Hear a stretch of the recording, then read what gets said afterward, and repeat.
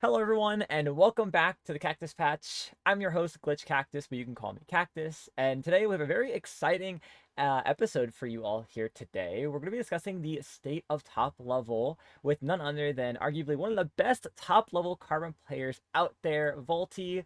Volty, how are you doing today? I'm chilling. What about you? I'm doing pretty good. It's a long day, but we're here, we're ready. Nice, man. So, for those who are maybe for some reason don't know who you are, why don't you tell us a little bit about yourself? So I'm a carbon one trick. I think it kind of tells by my name, Volti Carbone. Um, you could say I'm like a top player since like 4 years now. Recently French champion. I think that's pretty much it. That's W. That's base. French champion. I love that. Um, what kind of got you into Splatoon from the get-go? Did you start like OG Splatoon 1? Did you look into it in Splatoon 2? Like what was take me a little bit to like what got you into this game? So originally I didn't like the game when I was like young, like Hmm. Splatoon 1. But as I played Monster Hunter, which it seems like a lot of French players got on the game through Monster Hunter, a friend of mine like invited me to play some twins on Splatoon and got me into the game. So for the first game I played like only casually. I had no clue of comp, no clue of what was going on. Hmm. And then on Splatoon 2, I decided to take things a bit more seriously, and that's where like my small little journey started. Okay. What kind of drew you into competitive? For competitive, so this is gonna sound a bit funny. Hmm. Back then, um Octoboy used to do 1v1s on his YouTube channel Okay. with like other content creators, and one of them was promoting one of his like competitive team called the CO back then. Hmm. Was pretty popular, and they were making content, and I was like, oh, that looks pretty cool. Like, I'd like to play this game for more than just like S plus 99, Yeah. and that's how I got like interested into comp. That's pretty cool. That's such a unique way to get into it. Like most people, like a lot of times someone will ask, they'll be like, "Oh, like I picked it up, and I liked it one day, or someone showed me it." But that's such a really cool way of like getting into competitive, um, is through like watching like content. That's so cool. Yeah, I mean, I guess like most people I know, they either got into comp like like I'm actually surprised. I don't know what's dragging like everything into the community because I've been seeing like a lot of what's it called? Like a lot of new comp players Hmm. who are like extremely recent. And I'm like wondering who showed them? Like who's like showing them? Yeah, who's leading them into the scene right Yeah, now? who's leading the game? Like who's like I don't know. Because like you could argue that the competitive like side of the game recently has been pretty bad. Like Hmm. with a lot of like dramas happening and all of that. Yeah. You could think that like people would be a bit like scared or not interested in the game. But then you see like waves of new players, especially on like I guess like the low level tourneys are like extremely popular. Like you see like such an increase in demand, Oh yeah, yeah, yeah. and I'm like, damn, those tourneys are doing like really good compared to like a few years back. Yeah, I mean, I remember when I first got into competitive, like kind of towards like the middle to end of S2, how there was like there was nowhere near as much as there is now. Yeah, I think the only one I remember was low ink. I remember playing Yeah. low ink when I was like Div 4. That's the only like low level tourney I remember that was like kind of known by everyone. Hmm. But like nowadays you see like so much like I know it's like SAC, like all those kind of like tournaments who bring in like the new player base. And like I'm genuinely wondering like where are all these guys coming from? like Yeah. like what's happening? I think something I love about like the wave is seeing like thinking about like the content purposes of it. Like it's gotta be from like content creators, right? Obviously like the YouTubers, the maybe someone just Yeah, for casually sure. comes to it on Twitch and they see the game and somehow fall into the trap of like, oh, this game has a competitive side. I gotta try it. Yeah. And I guess you could also say like compared to other games, like if we take for example like I don't know like the big games like I don't know League of Legends, Valorant and such, Yeah. I think like that competitive scene is like so hard to access compared to like Splatoon. I feel like Splatoon is like very accessible. The top players are usually like really responsive to DMs. Yeah. Like you can get a lot of information as a casual for pretty much free, right? Like Yeah, exactly. Because like, and that's not like other games where like the top players are like too busy with like crazy sponsor deals or yeah, flying like around to other tournaments. you it's like you'll never see like a silver player DMing Faker being like, "Hey man, how do I play the game?" Like Exactly. I guess the only bridge you have when it comes for Splatoon is like if it's a player that speaks like a different language, like if like a new NA beginner tries to reach out to like Melon, yeah, right? It's like maybe there's like some conflict there, but besides that, yeah, like most of like all of across from low to top level, there everyone's pretty like communicative. yeah, I agree with that. I think it's kind of crazy when you think about it. Like I know like with like the surge of JPs, Mm. I don't know if you've seen like there's so many people like translating streams, translating everything. Like I feel like the information is like really accessible, and even like most of like the top players, I feel like they're pretty responsive in Japan, unless like they don't like us. But Yeah. I mean, it tends to happen, but not at like a really high level. Hmm. Usually, the haters of like Westerners are like the low the low level of top players, if that makes sense. Yeah. Like the kind of like the I like to call Like like the the entry bridge. level. Yeah, like right into the entrance of top level versus those who Yeah, have yeah, been yeah. like at the high end of it. I think too. There's also I forget the name of that YouTuber, but there was a YouTuber who recently came out with this like um live translator that like you add it to like I guess Oh, Discord. that's Quackity. Yes, yes, Crackety ad. I remember seeing that on like Twitter, and I was like, this is incredible. Like this could change the game for a lot of competitive standpoints too for other games, especially Splatoon, where like there's just like that separation from like JP versus Western that I feel like could just be bridged with that.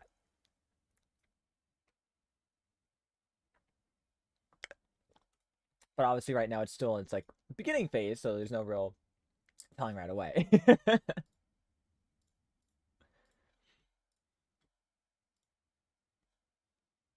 Let's see. All right, so this is going to kind of carry off for those maybe who are watching off of the podcast that was a few days ago.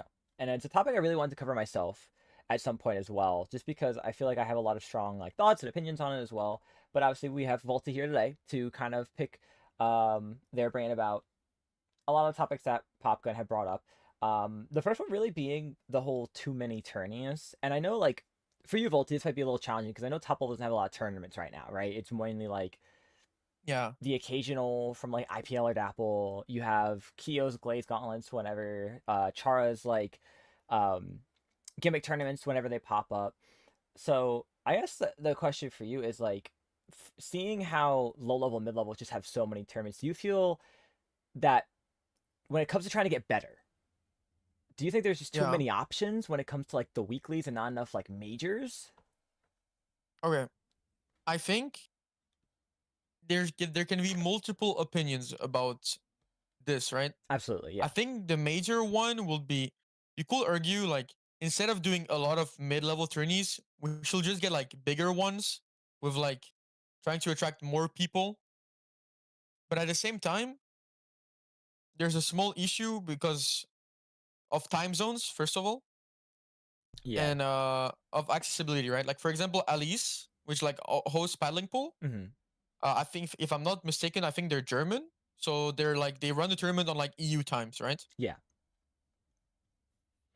But like for example, most NA people will probably not play a paddling pool, right? Hmm. Like it will not be able to, Yeah. or it'd have to be extremely uh like extremely available for that tournament. Hmm. Yeah, I could vouch for that. Someone who lives NA and like works during the time of paddling pool. I'm like, if I'm gonna ever want to play in this, I gotta like request off. Yeah, exactly. But like okay, for like example of what I think we could do is Hmm. like dedicate a lower amount of the production to like mid level while not abandoning it. Hmm. Just make like like you know how we used to have like Monday after party, Saturday morning coffee, Yeah, yeah, yeah. like those kind of tournaments where like good teams will participate, but like it will still be like enough tournaments for everyone to play, but not too much to a point where like there's a big like division of players, because it has to stay competitive at the end of the day, right? Yeah, absolutely. Because like if we're being honest, right, if you play a weekly tournament which has no art prize, no money, right, the Mhm. goal is to get better. So if you want to get better, you need the tournament to be somewhat competitive, right? Like it needs to Yeah. have like good level. The issue is like if we host too much tournaments at the same times for the same like player base, the issue is that like we get too much people playing different stuff. And I think what could be done will be like just overall, you take a big tournament, put it like, you know how Fright Basket functions? Yeah, yeah, yeah. Well, basically we could do that to like have like an accessible hour for both regions, and just make it like put a little badge, like the normal like mid-level type stuff, Mhm. and try to get like I don't know how to explain, but like try to make people play it basically, because that's like that's the biggest issue right now with tournaments. I feel like is like there's so many good little gems, but they don't get in the spotlight at all because there's too much. There's too much. It's Yeah. so hard for a tournament to be original if you have no top players advocating for it, if you don't have like connections, followers on Twitter, or like whatever, right? It's so hard. Like even the Sendu calendar gets like flooded. Yeah, like I'm even looking at the Sendu calendar now because I was gonna try to like bring up Fry Basket and like find it to like give like for to explain it through it, and I'm like, I have to scroll through so many different types of tournaments because there's Yeah, just so many, and they're all really are rinse and repeat. It's like you play this, you get a badge. That's it. you play this, you get a badge. That's it. There's no competitivity. It's Yeah. just a tournament who's there for a badge. There's Hmm. no there's no real goal. It's just a badge, and realistically it's cool, you know, you can get badges. Like okay, cool, you get your little like profile badge, Yeah. but realistically as a competitive player, what do you get? Hmm. Like the badge doesn't really show that you're better at the game. If you're doing a tournament with like 5 teams, you Hmm. just spend like 2 hours of your life getting a badge, which is fine. Like I'm not like I'm not saying it's bad. Like some people don't play for like insane competitive goals. Like not everyone has the same goals, right? Yeah. No, absolutely. Which And is like why those tournaments have to exist, yeah. but not as much. Hmm. No, 100%. Because yeah, Yeah, because because something it I thought. comes.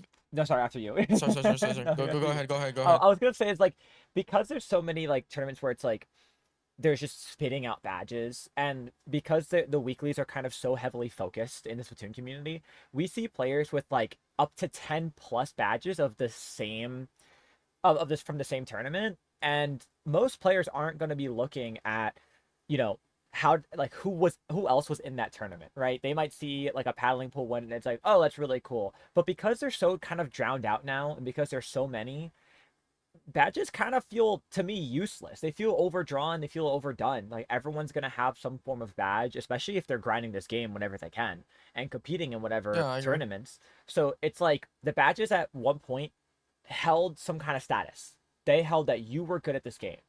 But at some point, when you just start getting so many of the same badge, it really just begs if you're like, okay, yeah, but like who is playing in it? But I don't really want to know what's playing it because that's a lot of time waste that people just want to see quickly, like if it's worth it or not, if that player who really got it deserved it based on who else was playing in those tournaments. Yeah, I agree.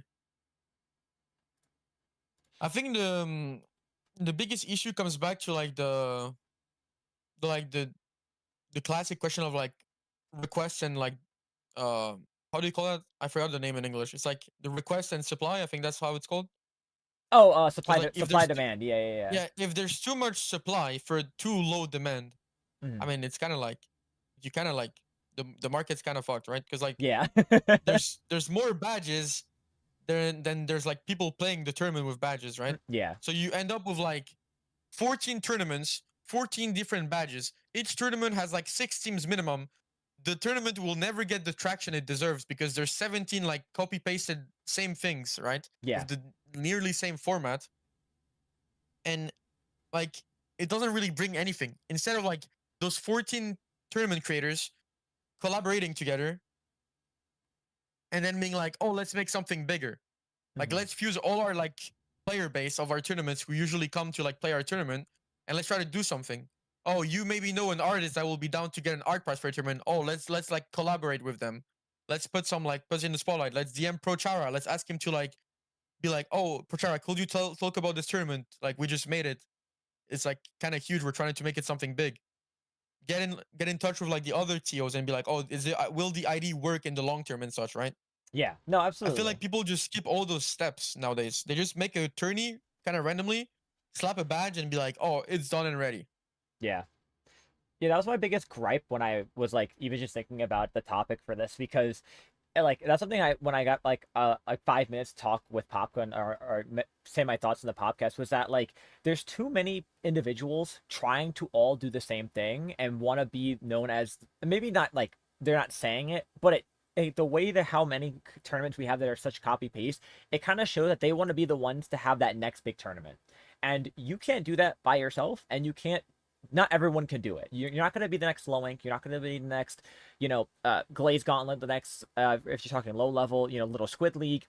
You have to compromise. You have to work with other players, other TOs in these smaller orgs and these smaller tournaments that want to be held. So you're able to put more effort into that, whether that's production, whether that's prizes, whether that's staffing, for that matter. Everyone just kind of like you said, because of how also Sendu makes it so easy to run a tournament, anybody could just make one, get a badge, call it a day, and just hope they get the numbers for it. Hello? Hi, yes. Did you mute or something? Did I might have, I wonder if I cut out. It's okay. I can repeat. Um, No, but I heard what you said. I heard what you said. I heard what you said. okay. Don't worry But about it. It's just like okay. mhm, So to like join your point, right? yeah, It's kind of what I was saying is like people cannot like sadly unless you're like super popular, super known, kind yeah, of like Kyo does with Glaze Gauntlet, mhm, you can't really like unless your tournament's been like OG tourneys, like everyone knows your stuff, like you're not really gonna compete with a whole fucking production, right? yeah, Like no, that's yeah, so tough. If you're new to the market on tournaments, you're not gonna just make a tourney that like just magically pleases everyone, like with a good format, with a good like I like just respect of time. The mhm, tournament's not gonna last like 7 hours and stuff. And like I feel like that's why TOs should collaborate. Because like if everyone just gets along, they can make something way more big because then everyone gets to like invest their time properly in the tournament, right? yeah, definitely. Instead of just like putting tourneys, we just get a big better one every now and then and put it on like good days instead of spamming tourneys like Monday, Tuesday, Wednesday, Thursday.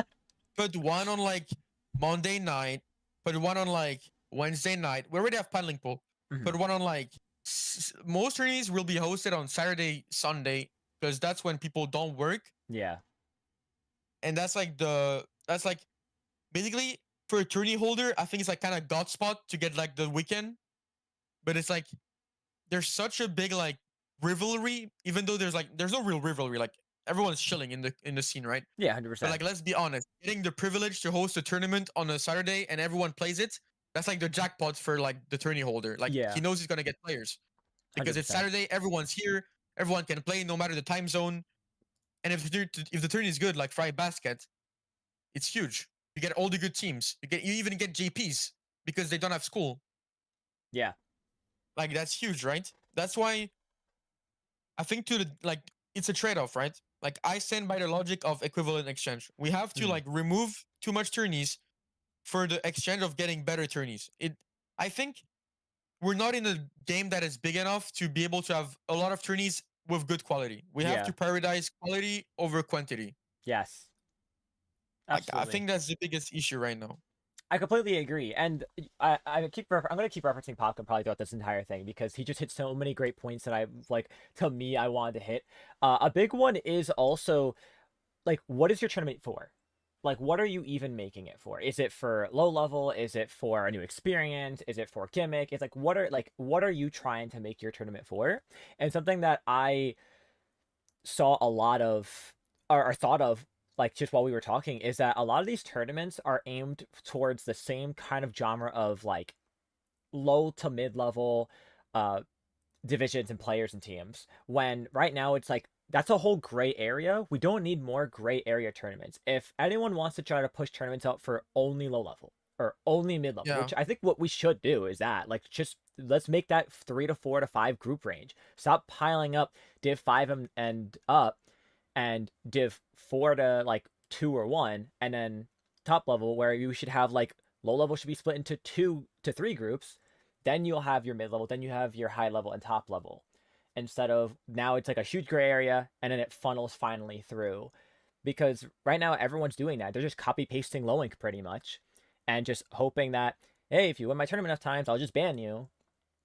And Yeah. it's like it's just not working. I mean, then it becomes just a popularity contest instead of like a real proof of like level. That's the Yeah, issue. exactly. And that's what we need. Like you said, we need quality over quantity for it. Yeah. So everyone just needs to commit more time. And if you have to kind of give up on your specific tournament idea, like you might just have to take that L for now until you can improve the quality of your tournament, of the tournament to help someone else's grow that Yeah. has a better idea, a better sense of direction that can challenge the others, right? And that's something that was brought up too with Popgun is that he's open for people to challenge the time slots. If you're gonna have better production, if maybe you're gonna have a prize pool that other like regular like I don't know what do they run like proving grounds won't.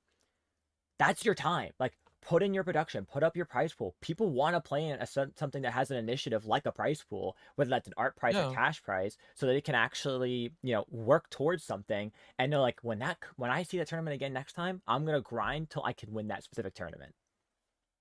Oh, I agree. Someone in the chat asked like, "What's high quality?" I think that's a fair question because Mhm. it's such a like A it kind broad of answer. like yeah it like it can be anything. In my opinion, as a I know this is like really high standards, and I'm not asking people to do the same, right? Mhm. As a player who has participated in I think the best Splatoon 3 tournament when it comes to production, like Resurgence League, for example, right? Mhm. I think there's two issues in the game right now. If you want good production, you need teams.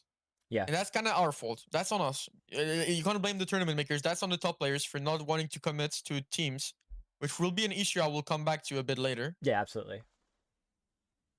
The production of Ink TV Resurgence League made sets hype. A Mhm. set that is already hype, a set that is already like talking about the best players of the scene, and then you add to that you add a rivalry of like like I remember playing against Starburst, and the day prior to the event they do like this little introduction being like Starburst undefeated for like this amount of fucking days, like the best team in Yes. NA, and I'm like I have to play against these guys, and then they Yeah. go like Iron Shrug, the underdogs with their new players, and like it's so hype because you get first of all people who don't know shit about the game, they get to know who's new, what's the rosters, what's their like history of like victories or like upsets or like what they've done for the game, Mhm. and just overall you're just like you're discovering new stuff. People are like you can bring more people to watch because it's genuinely entertaining, and I think that's what made it so good. But like I said, I'm not expecting people to be on that level because that took a shit ton of investment. Yeah. But like I think what's it called? I think uh tournaments should try to push for storylines if they see a team kind of dominates their tourneys or comes back multiple times on a consistent basis. Try to like put them in the spotlight and make it like, oh, like this week we have this team who seems good. Will they be able to like beat this team who has won this prior version, this prior version? And if you can, if you have the capacity to, put like a little bounty on them. But like if you beat those guys, you get I don't know, you get like I don't know, like if you have a friend who does art or like whatever, like $5 or just like the smallest thing, right? Yeah. Just be like if you shut down their win streak, you get this and the badge. Mhm. Good luck. Yeah. You know what I mean? No, Like, absolutely. we need to emphasize the fact that people need to have an objective. I know low level usually is kind of lost because Hmm. we've all been in low level. We don't really know what to do, where to begin. Yeah. I think it could be a good push towards like a goal. Like, oh, we play this tournament every week, guys. This team's been winning like consistently. Let's try to beat them. Let's try to get the bounty. Like, you know what I mean? Yeah, And it's like a short absolutely. term goal to become better. Of course, those teams will be like, oh, on a short term goal, they want to like, oh, I want to beat this team. And on a long term, they're gonna be like, oh, I want to become the team who needs to get like shut down, right? Hmm. And I think that could be cool. But like that's one of many, many ways of like making a tournament interesting. Yeah, especially because a lot of the weeklies, like we are seeing a lot of the same like pickup teams compete over and over again. And something I know I've seen, especially because whenever I would go to I was the major lands in the States, whether that was LTC, Riptide, Genesis, you name it, or sometimes I'm just casually watching like if I'll happen to see it on Twitch, a Smash Bros tournament. Something I noticed they do is they have the stats, right? They have the stats of like what this like these two top players. I guess a great example could be like let's say Sonics and Tweak, right? These are two Yeah. Smash Bros players who, whenever they go against each other, on the screen you're seeing their win loss record against each other, times they fought each other and how close it was, and just their experience in the past couple months of events they've competed in, and that draws people to kind of build up that inner self belief of who they want to win, who they want to see go at it. Like if Sonics has beaten Tweak like 3-2 in the past couple tournaments, there's that story of wait, Tweak might have it this time. This could be the chance that finally Tweak gets revenge on Sonics and is able to take over. And in the Splatoon community, like we don't really have too much of that because we're a team-based game and it's a little bit different there. But if we run with that idea of putting some kind of bounty on it, it could be like, oh hey, like these guys keep winning this tournament and we know they keep playing in it. Let's set up that challenge instead of just like, oh, you could do it for clout. You could do it for an art prize, or like you said, like $5-10, just something to throw in there. Yeah, just so, like even the smallest thing, right? Yeah. And I'd like to you mentioned Smash, right? Mm-hmm. I'm gonna mention another game that does something really cool and that I watch a lot. League of Legends. During like it's also a team based game, right? There's Yeah. like 5 players against 5 players. Mm-hmm. What they do when there's a big set, they choose like a matchup to highlight. For example, they show like the mid lane, the 2 players who are playing the mid lane, they'll show them a bit more because they're both good, and it's like, oh, that's like that's like interesting to watch, right? Like if you have, for example, I don't know, let's say if nowadays we had like Gods versus Zero, Mm-hmm. I don't know, we could be like, oh, those both of these players are good. Let's like put them in the spotlight, like make the sets more interesting. Like, oh, I don't know, Goss has won against this guy this many times. Zero has won against this guy this many times. Who will win it today? And like make it interesting for the viewer, right? Because like you can make it interesting for comp players by just showing the set. But like Yeah. those who don't know who they are or don't know like their individual like accomplishments, they're not really gonna know who's gonna win, like who's expected to win the matchup. Yeah. And especially because like Like, Sundu makes it a little bit easier too with the whole like tournaments played page on someone's Sundu profile to see the tournaments these players have played in. So it doesn't hurt to like if like there's these top 4 teams that are competing in your event. Let's say we make a new like let's say like online major purposes, some new tournament comes out and there's these top 4 teams that are going to compete. You could see which players or team if they or like ideal situation teams that have competed in events the past, let's say, 2 months, 2-3 months, right? Let's not go crazy, but like a short enough time because there's so many tournaments right now that you could totally see a nice matchup of they've played in this tournament, who have they fought that is also playing in this tournament. And obviously you're not going to be able to put everybody, but if there's a matchup that's going to happen at some point during your tournament, it can't hurt to have that little bit of extra time to put aside, like, oh, if you know if I guess the two top level teams I can think of right now obviously that we have is like Moonlight versus Fluffy Black Lotus. Like obviously you have the 20XX league, you'll have whatever other terms, let's say just for sakes to say it, like they compete in like Glaze Gauntlet, right? And then now let's say at the end of this month we have another tournament. You could highlight those 2 tournaments if they fought each other, or just their placements and how well they did, and then what you're hoping and could expect, especially if you have good commentators that could play off of it, what to expect this time to go against each other. Yeah. And of course, it is going to be tricky regardless because, right I now mean, we're on a huge team basis and like Sendu's kind of the only thing we have to rely on that. But still, it's an idea to put in the air.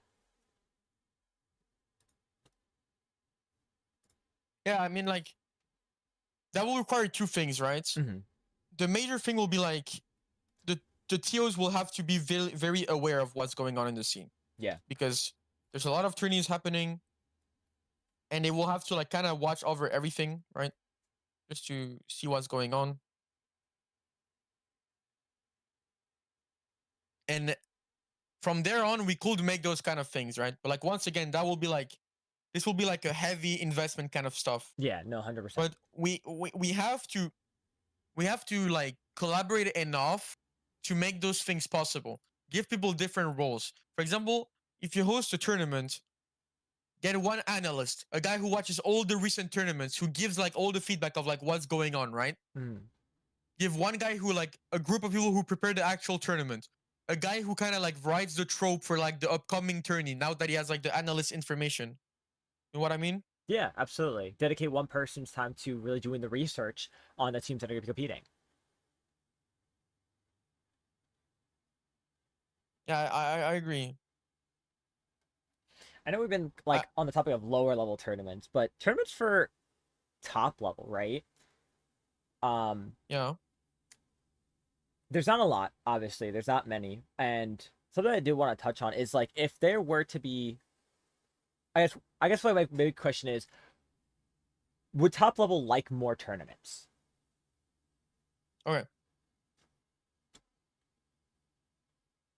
This conversation will be tricky because my my opinion Mm. may differ from my other like teammates from plus one, right? Yeah, absolutely. No, 100%. But I personally think top players overall, they want majors. Every Yeah, time you okay. go on Twitter, Zenith tweeting, we need more majors. Mm-hmm. Gus tweeting, we need more majors. Everyone's like, more majors, more majors, more majors. So I also agree. I have to give them that thing. Everyone wants a major Yeah. because it's like, first of all, let's be honest. We all know that like large prizes slash good production slash good like rewards for the players attract top players. Mm-hmm. Secondly, huge tournaments make the power scaling of our region way easier. Yeah. Like, if we get more majors, we will know which team dominates the region. That's the issue with pickups and a tournament here and there is that like everyone kind of beats each other, but you don't really know who's good and who's not because everyone's playing with everyone. Mm-hmm. Then, like, look, let's take the example of like, I don't know. I love taking that tournament as an example because I feel like it's like such a good example of like you can achieve big without putting money on the prize. Mm-hmm. Once again, I'll take the Resurgence League. It's like my favorite tournament. Yeah. It was so good though, There so I don't was blame you. yeah. There was no money, no art. Like the art was like nobody expected art when we finished the groups, right? Yeah. No money, no anything, and yet every top players involved, huge storylines, huge streams with like the you could argue the best sets of the year for the game, right? Yeah. And like it worked so well. And like you could think that if you regrouped enough TOs, like okay, see for example, Alice, every like few paddling pools, she gets paddling pool gold. Mm-hmm. Paddling pool gold is kind of cool because you get like that extra badge. Let's say she collabed with another tournament maker. Get that tournament's prize pool, right? Slash art prize, fuse it with paddling pool. Mm-hmm. So you have badge plus art prize. Now get a good commentator, like get someone who knows this shit, who knows the game. You can even ask top players. Like I'm sure some top players know the game and they will be down to commentate. If Pro Chara is not playing, put Pro Chara. If Kyo is not playing, put Kyo. If Fudzy's down, because Fudzy's old and OG, he knows every player in the game. Yeah. Put Fudzy. And then look what you have. You have a good badge, a tournament every now and then that is slightly like regular because it's like every 10 normal paddling pools you get a big one. Yep. But it's kind of like you can say like a bi-monthly or something. Hmm. You have cash prize slash art prize fused from like another tournament that has them already. You have like a good stream animated by a good person and a good production. What is there more to ask for? You know what I mean? Like Yeah. No, on absolutely. paper, on paper, you have everything you need to be successful Hmm. because that's kind of how it works, right? Yeah. I think the issue nowadays is that everyone kind of does their little thing on in their own corner, and nobody really wants to like reach out and be like, "Hey, do you want to collab? Want to put my badge with your money, make it a bigger thing?" Like, I'm a top player. Like, I'm a player as a whole. Like, the top player doesn't even matter. It's like Yeah. I don't get to see what's behind the scenes of tournament making, of like the big TOs, the big tournament makers, the guys who have had tournaments running for like years and years. So I don't really know how it works, right? Hmm. But if it's possible, and I'd have to have an actual TO reach out and be like, "Oh, that's possible." I feel like that could be doable because, like, from my perspective, it's like it's it's possible. Like, it's not an impossible thing to build, especially with the amount of people trying to make tournaments. Yeah, no, I agree 100%. There's because so many have people have this same or similar ideas.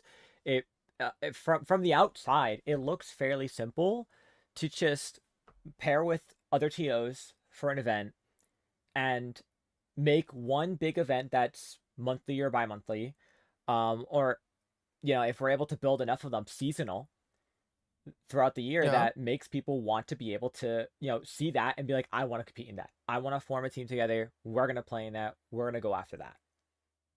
yeah. Like, see, like for example, sometimes I play tournaments who have like a big cash prize, okay, Hmm. but they don't really get traction or whatever.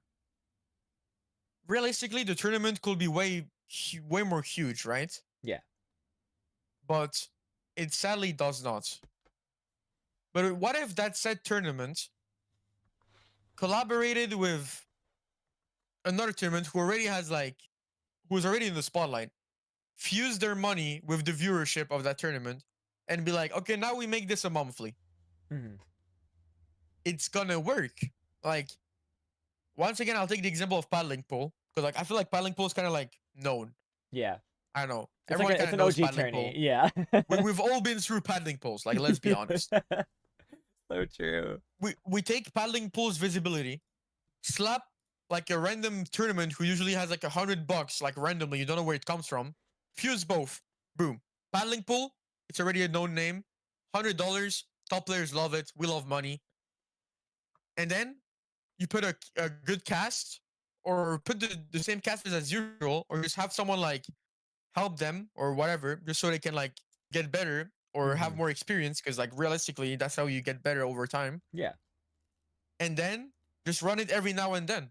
And here you have like a good tournament. I don't think a tournament's like status doesn't revolve around the money spent on it. Hmm. You know what I mean?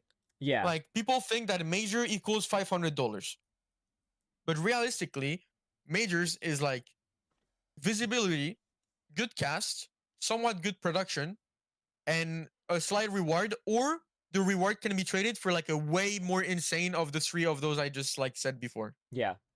Kind of like for Yeah. Ink TV, right? I was about to say, yeah, the Resurgence League was the best example you gave for that. Is that there was no real prize, but the production was just on such an insanely good high level, and the promotional and content that came out of it too is what made it soar. I mean, I don't think I've ever seen viewership skyrocket as high as when it was there for the Resurgence League. I mean, wait, let me check something real quick. Yeah, no problem. And while you are, I'll keep rambling a little bit.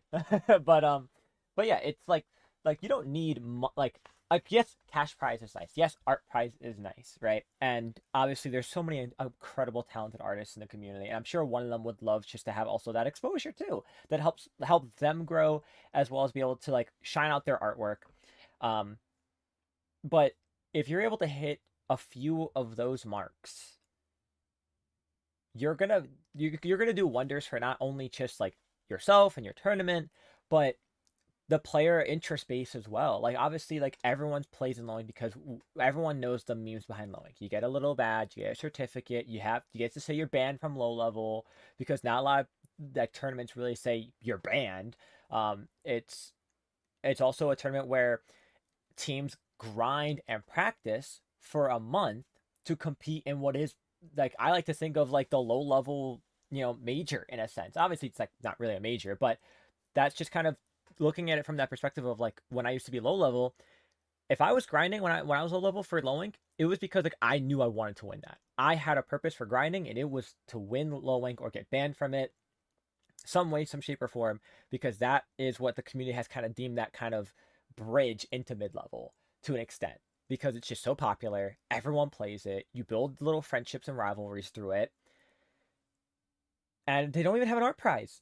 They don't have a cash prize. They have a badge, but also it's just the fact that you get to say you're banned from lowing. The production also is so good. The VODs coming back are good. The replays are really good to watch. And plus, because the same teams keep competing over and over, you're able to see next month, like, I don't know, like, let's just say there was a team like, like, oh, what's a good level team that competes in it still a lot? There's a team I coach, Calamity Forge Neo. If Yeah. they compete every lowing, and it's exciting to watch them return over and over again because it's like I'm putting in my effort to coach them. They're putting in their effort to keep playing and doing what they can, especially outside tournaments, not just lowing. And people know their name already too because they keep coming back every month and doing better and better. And that's how that kind of level like cheering comes on too, is because you're seeing teams keep repeatedly coming back that they know they want to root for until one day they hopefully win it if they don't get banned outside of it. Mm. I think that's what makes the game great overall, right? Yeah. Like seeing the growth of a team of like players, it's kind of insane because like Mm-hmm. you want to see the guys get better, but at the same time, the scene has to like kind of like push them forward. Like it has to be like slightly guiding. Yeah.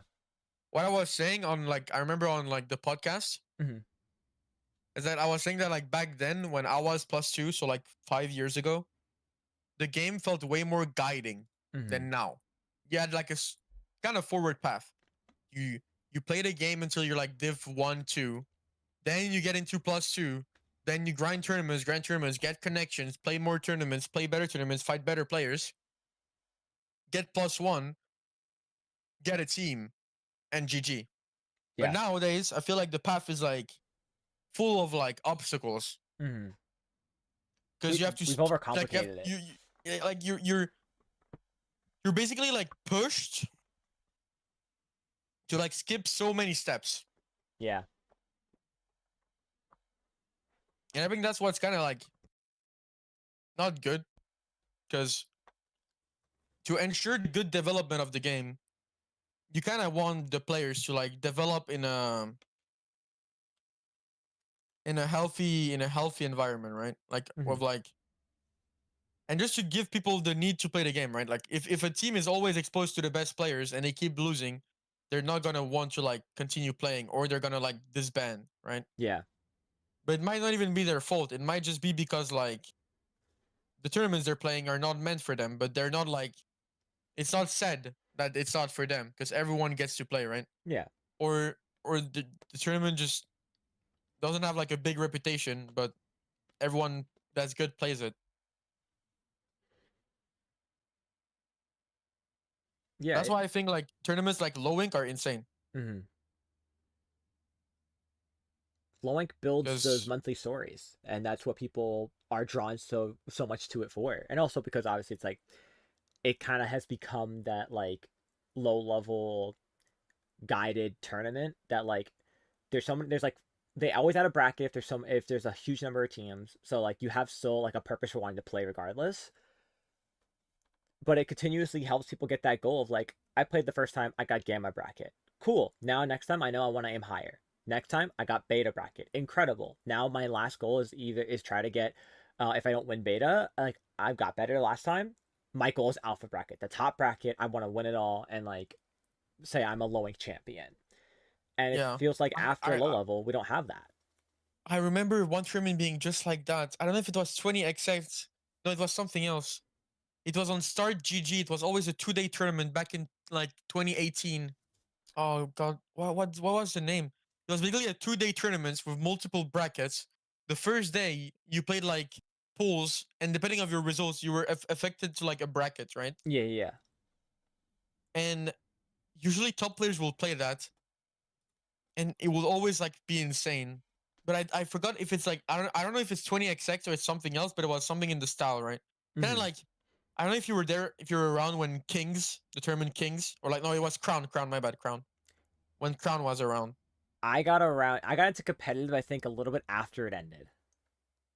Okay, so to give context, I don't know if you know what the tournament meant, but tournament was basically EU versus NA, Okay.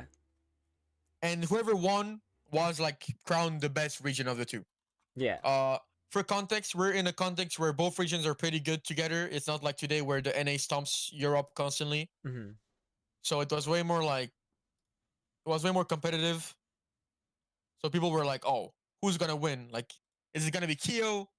Is it gonna be FC Win? Is it gonna be like?" Back then it was what team was that? I forgot the names of the teams. I'm actually stupid. You're fine. It's Uh, been a while. it's not. It was. I mean, I forgot the name of the team. It was Astral, Okay. and basically like those were huge. Sadly, we can't really do those anymore because Europe kind of fell off, and now we just have pickups. We have no like national teams anymore. Yeah, yeah. But like we don't see the same impactful tournaments as before. Mm-hmm. Tournaments don't really mean anything. You know what I mean? Like Yeah. now, even if you do a glazed gauntlet, a fried basket, you win, but that's it. There's no benefit. Back then, you won a major, you were like D team, D player. You know, Mm-hmm. like you actually gained from it. And nowadays, it's kind of like all meaningless. We're just like playing to play. Yeah. Do you think that has to do with just how top level right now is kind of in like this pickup culture? Yes, sadly, yes. I will say it. I know I've seen a lot of tweets of people being like, pickup culture. I love pickup culture. It's so fun. Let's do a little slap back to reality here. Mm-hmm. Pickup culture is basically and realistically a very elitist version of the game where a very close circle of averaging like 14 players DM each other, form insane teams who are barely like challenged throughout the entire like season, Mm-hmm. get to play together, and they basically stomp every tournament. Yeah. Why is that bad? First of all, because it's a race. It's just a race. I've been as a top player myself. I can tell you it's a race. Basically, the first to DM the good players wins. Yeah. And it's stupid said like that, right? But Yeah, it's but kind that's of how how it it is. is. Yeah. Like, what if the tournament gets announced? First people I DM, I don't know, Goss, Yoshel, Atomic, Zenith, GG. Like, Yep. how does any like non-top level team rivalize with that pickup? Realistically, you don't really, because like how, like Yeah. No. Yeah. Exactly. Like that once that like that those seems just players like kind are of like captured, it's it.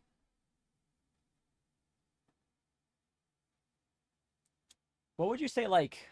Because this is where like I'd love to pick your brain about it. So like, does top level enjoy the pickup culture? I think they do because I've seen people praising it, Mm-hmm. but I don't think I okay. The thing like I think it's fun to watch, but Yeah. I think it's shit to play. Like Mm-hmm. as someone who's in the pickup culture, especially as a one trick, nobody DMs me to play, even though I could argue that I'm like a part of like the top 20 of like the +1 without being too egotistical. Yeah. Even the really great players, if their weapons are too niche, too specific, nobody's gonna want to commit to that, right? Like Yeah. Yeah. it makes sense. You can't blame them. It's kind of how one tricking works. Yeah. But like the game's just dead for us.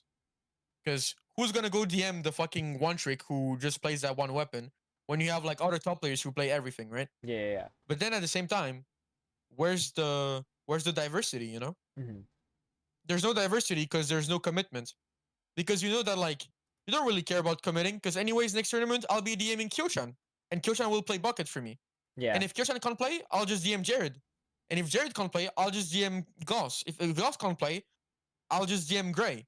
Like, you know what I mean? Yeah. Exactly. There's no commitment to like those individuals, like if they were on a team. Yeah. And like certain players, they're more prone to evolving in a like set like environment of the same players. Because let's be honest, it's way better for synergy to play with the same people over and over again than swap pickups every time. Yeah.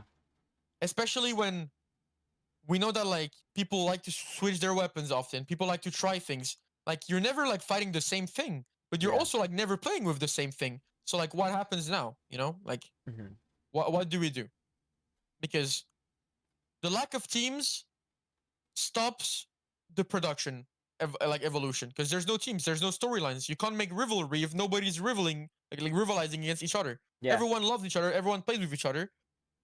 So how do you like invent a rivalry? How do you make a storyline? Mm-hmm. You can't be like, oh, will Kyo beat Zenith? Because the next week you can see Kyo playing with Zenith. Yeah. So like what's up? You know, like they Yeah. can't be enemies if they play together. And it's not Yeah. even enemies, right? It's like in game. But Yeah. Like like in-game enemy. Yeah. it's like back then when Starburst was leading the team, you wouldn't see like the next week them turning their entire roster and be like, oh, now they're playing with Alliance Rogue, the team who upset them back in Ink TV. Mm-hmm. Like that makes no sense. So like storylines are kind of like GGs, you can't make them. Yeah. And it doesn't really benefit players as well, because from what I'm seeing, we all got mechanically better. But it's like how do you call that in English? It's like a circle of it's a positive circle. I think it's a virtuous circle. I think that's how it's called, at least in French. It's when like everyone's kind of together and everyone pushes together to like be better, right? Oh yeah. Like just like kind of like in unison. Like Yeah, it's like a positivity circle, right? yes. Instead of like But one we do team beating not each other. we don't even exploit that. Mm-hmm. Everyone's getting better, but everyone plays with everyone, so nobody's really getting better at team play. We're just getting better individually. Yeah. And like sadly that's not like, I don't know, the game has like evolved past that point. I feel like that was Splatoon 1. Splatoon 1 was a game full of individuality, Mm-hmm. of just pure skill diff. But I think we've evolved past that since a long time. Yeah. Definitely. And I think it's kind of sad that we're just like, the game is so dry that we have to like use those old logics to play the game. Mm-hmm. Because realistically, we don't gain anything out of it. And if we look on the bigger like scale, Japan, who like commits a lot, but also has a healthy pickup culture, because their pickup culture may exist, but realistically, it's always the same pickup because they have pickup groups. Yeah. And that's kind of how like, I don't know if you were there like a few months prior. You know, I don't know if you've seen like Donut Clan with me, Goss, and everyone. I think so. Yeah. Yeah, but basically it was a pickup, but it's not really pickup culture because we're just like four friends playing the game when we don't have teams. Yeah. The difference between that and nowadays pickups is that like everyone plays with everyone. It's not like a set like pickup group of like the set players playing together, right? Mm-hmm. It's just us having fun. Yeah. And now it's just like everyone playing with everyone and GG. So Mm-hmm. to conclude my point, we're all getting better. That's fine. Yeah. But what's the better being used for? What are Mhm. we getting better for? What are we trying to beat? Yeah. But like, it's cool to win majors in our own region. It's cool to like, it's fine. Like, I'm not blaming anybody for that. But like, what's our end goal here? Like, what are we aiming for? You know? Yeah, absolutely. I guess I kind of have like two different questions here. So like feel free to answer whichever one you like first. But like Sure. so one question I had was like what do you think I guess this could kind of mix the two together, but what do you think it would take for top level to kind of commit more to a team culture again rather than a pickup culture? Like in your eyes, I guess. Like not answering for top level as a whole, but like to you, what do you feel would be like help top level kind of push for that team culture again rather than a pickup culture? Or at least maybe I like think I Japan, don't. like a group culture. It's so tough because like if I had the answer, Hmm. I would have kind of like.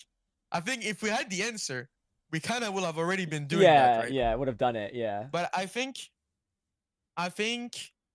it comes out two things. First of all, in Europe, at least, I can give you an answer for Europe because Okay. that's where I play, so I know what's happening. Okay. Yeah. We have everyone's a Slayer. Hmm. Everyone's playing a Slayer weapon, or that barely paints. Look, Gray swapped from support to Blaster. I play Carbon. Zeras plays Stamper. Atomic plays Squeezer Roller. What are the supports left? We have Yoshel, you, and that's mostly it, unless I'm forgetting someone. If I am, don't beat me up, please. But basically, we don't have like the variety is dead. We don't Yeah, have the weapons to make a team. And if we gotcha. do make a team, it's at the detriment of everyone's individual skill. And if we know that currently individual skill is what makes people win. Yeah. So it will be a way too long time investment for a too short long like a too long term result, right? Hmm. The only team you could say it worked for is Moonlight, because Moonlight is a team, has been there for quite a while now, I think. Yeah. And I think it's the only like group of people who has managed to like mix both. Because you could argue like they're pretty good mechanically, not the Hmm. best, but still like really up there. Yeah, they're getting there. But the difference between them and like the random pickups is team play. And the fact that if they lose, they can always adapt and just get better, right? Yeah. Because like their their experience stacks. They're not wasting their experience by making pickups. When they lose, they all lose. So they all learn the Hmm. same things from the same mistakes. So they all get better.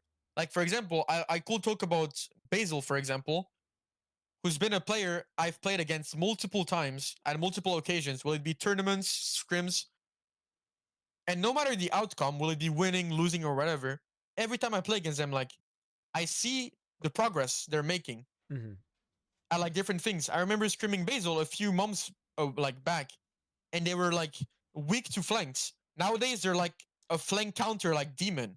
Yeah. Like genuinely, you can't fight them up close anymore. It's impossible because they've learned. And I feel like in pickups, when people lose, they just don't give a fuck. They're like, oh, we lost. Go next. I'll just DM other people. Yeah. Like, we're not really learning anything. We're getting maybe better by playing the game itself, but like I said, what are we getting better for? Hmm. Like it's cool to win, but since winning doesn't even have any value nowadays, what are we winning for?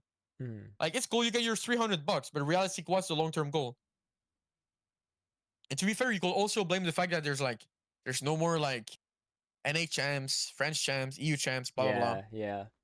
But I think that will be a kind of like sore excuse, right? Like that will be blaming it on something that like you could blame Nintendo, but like we already know how Nintendo behaves with their games, so we're Yeah. kind of like it's a habit, right? Yeah, absolutely. So like we're forced to narrow down our vision towards our own solutions. Hmm. But to come back to the team thing, I don't know what could get people to play together again. I know some people try, but I think the motivation is just lacking Hmm. because and I think that's like where every point connects. There's no really any consistent amount of tournaments for a team to get better. Hmm. So it's logic that instead of like trying to make a team, people instead just make a strong pickup that has way more chance of winning than inputting a lot of time for like maybe like a lower win rate. Yeah. But if we had more tournaments in order to like train everybody, then I think people will be more likely to play as a team because then there's more content to go over and like more things to get better at. Because um from my perspective, Sennuku has kind of dried out. Nobody really plays it anymore because Mm-hmm.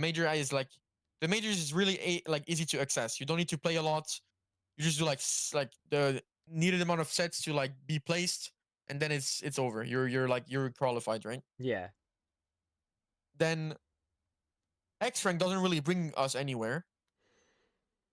Scrims by themselves have become like the rarest and most precious value of the game because nobody plays. Mm-hmm. Then like how do people get better? There's no real getting better. Hence why I think like everyone has swapped to the strategy of like, oh, let me just DM that guy because he's good, and I know I'm Yeah. gonna win if I DM this guy. Would if the community created like I'm just trying to think how could like the community help with this, right? Like tournament wise. Would like a community based like created um like like kind of poking at the of the idea of like the champs from Nintendo, like the French champs, NA champs, etc. If that was instead like pushed and created by like the community for like tournament base, Yeah, yeah, yeah. could that help or at least try to guide top level to I building more of think it that team will, basis? but like we'd have to make it really well. Yeah, no, absolutely. And like something to follow it up with is like prizes, right? Like obviously that's a huge like eyesore, like something that draws attention. Um, Obviously, like you said before, at top like who doesn't love money, right? Like cash prize is always great. But top levels no like not afraid to compete for uh a prize that's not cash. Like it's been done before, it could happen again, right? Yeah, of course. So I guess it's really just kind of creating that resurgence feel of like production basis, Yeah, but the idea of the tournament is similar to that of Nintendo's tournaments of like, hey, like we're gonna have during these months or this month will be like North American champions. Only NA teams.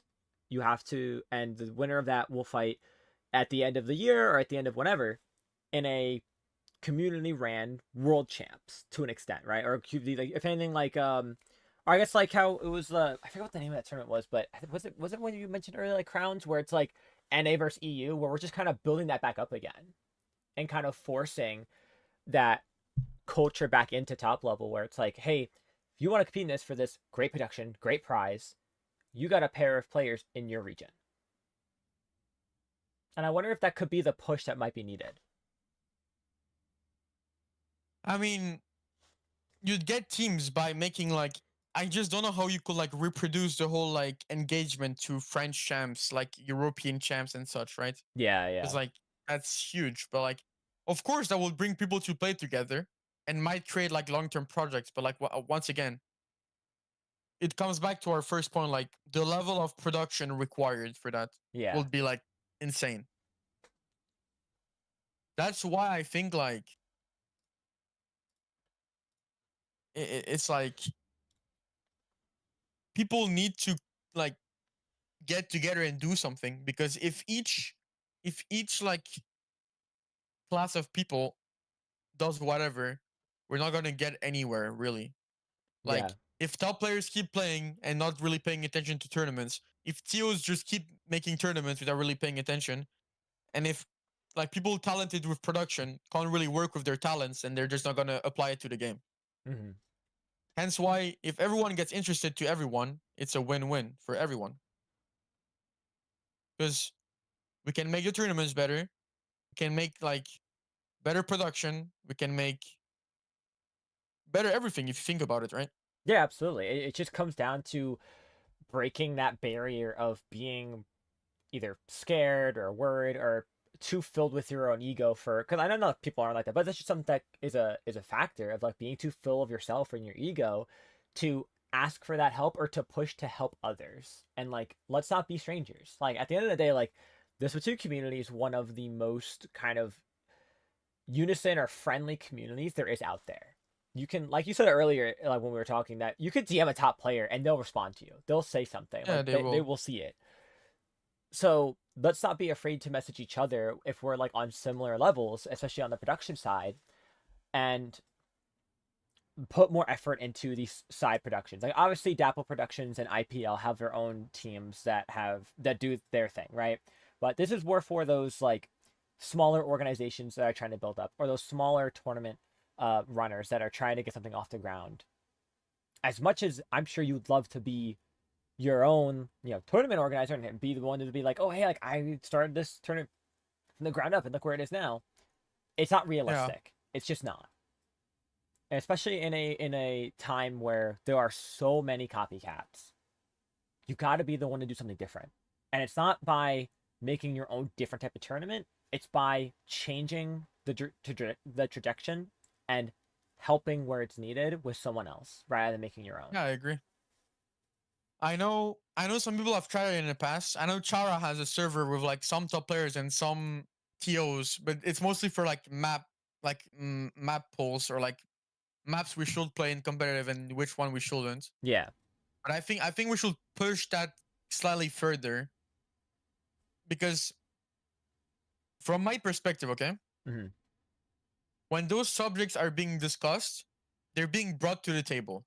Yeah. The issue is that they're never brought long enough to the table for something to happen. Everyone kind of gets to complain, gets to say blah blah blah, and everyone makes a great point, but then nobody really does anything about it because I don't know. I don't have an explanation because I've seen it happen. So, Yeah. but basically, like, it needs to be taken more seriously, I guess, to a Mm-hmm. point where like we need to make the community grow. Because I don't think like I think one thing recently that has shocked me is people bashing Keo for making Glaze Gauntlet, calling it a low production tournament with like barely any effort. But like there's a reason why it works. Mm-hmm. He has the platform, he knows how to use it, Yep. he knows how tournaments works because he's a top player himself. He knows what attracts the people who play their like his tournaments. And every time, no matter what, people are there to watch it. People love it. People like you can just see it by his recent subathon. Like Yeah. he went crazy. And the two Glazed Gauntlets back to back, they did crazy as well. And like that's when you see like you don't need to be the god TO to make a huge tournament. You just need to like know how it works. Mm-hmm. And since he's a top player and he's been around for a while, he knows how it works. But some TOs, they've been there for a while, but like have they really gotten the like the real aspect of the game, or are they just like biased somehow with like their own vision of the game, and they're like reassured by the amounts of players they're getting in the tournament, being like, oh well, I'm bringing enough players, I don't really have to change anything. Mm-hmm. Because there's this thing, it's like for things to evolve, you have to abandon stuff. Like Yeah. you don't get change without like sacrifices. Yeah. That's just how that logic applies to so much. And I think the biggest issue we have with Splatoon at the current time is that like we're stuck with our old systems. Tournaments that work, they work, but that's it. You know what Mm-hmm. I mean? Like Yeah. they work, but like they don't really do much more than just working. They don't really bring new people. It's always kind of like look at the Archie, like the Archie wave of like the group of people farming tournaments, right? Mm-hmm. Like that phenomenon happened many times and will happen many times.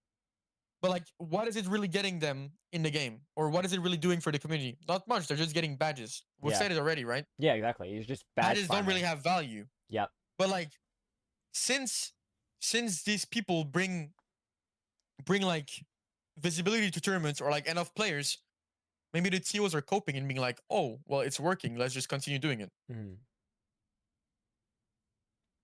There's no risk there.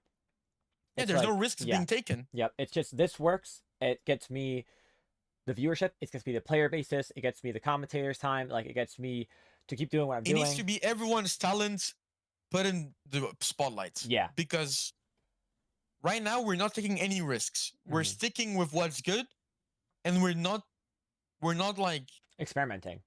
yeah, we're not doing anything. We're not doing shit realistically. Like every Yeah. tournament is the same. Exactly. Like I don't know. I think that's also what's keeping us stuck, is like tournaments are not evolving. Some tournaments, and let me just put this straight so people don't get confused. Some tournaments are not made to evolve. I'm Mm-hmm. not requesting low ink to become high ink, for example. Low ink can Yeah. stay low ink because it works, and it's meant to work because it targets a specific target audience that already finds itself successful. Yeah. So I think that tournament is doing their job and is doing it correctly. Mhm. I'm not like I'm saying like tournaments who are aiming a larger like player base should experiment. They should try and be like, oh, this works, this doesn't work. Oh, we should maybe try this for our next like. Because basically, what do you lose from experiment? It's Splatoon. Yeah. You're not working for like a fucking company. You're not gonna get fired if you Yeah, do a bad exactly. tournament. Exactly. Just fucking do it. Just try. Yeah. It's like right now, like Who's I know like they are IPL switched to having their tournament proving grounds, like from I think it was like every other week to like once a month. And that was a yeah, huge gamble they took. But when it happens, there's a little bit more player engagement because it's like, oh, this is the rare proving grounds. yes, What if because it we happens less often. exactly? So what if you build off of like it kind of like I feel like it would like proving grounds right now was in the start of that evolution, but it got halted because it just stopped at the monthly. What if you fully committed to more of a change to that event, right? Whether that's adding I don't know, some kind of like story to the tournament, right? It's proving grounds for a Yeah, reason, right? It's something to prove. Add something more to it. I don't know what you could add. There's like, a laundry list of things you probably could, whether that's higher production, whether that's certain type of prize pool, whether that's um you could have certain kind of player engagement with like maybe top level players if they want to commentate it or have some kind of engagement so they play in it. But there's there's options that we have for even all orgs too. Like I'm sure Dapple Productions could probably try something with Squid Junction. It's been around for so long, and it's just kind of I think it's still bi-weekly, but for Dapple side too, like feel free to experiment. The worst that happens is that it doesn't work and you revert back. I mean, 20XX is the best example we have right now. It decided to go to a league format, which has never been done since the Resurgence League, and it did fairly well. Now there, of course, okay. was a lot to learn from I it, but I have about that league. I have insider stuff about the leagues. mhm, Okay, top players. Let's be honest. We are not that much into leagues anymore. mhm, Uh, we don't really play Ludi.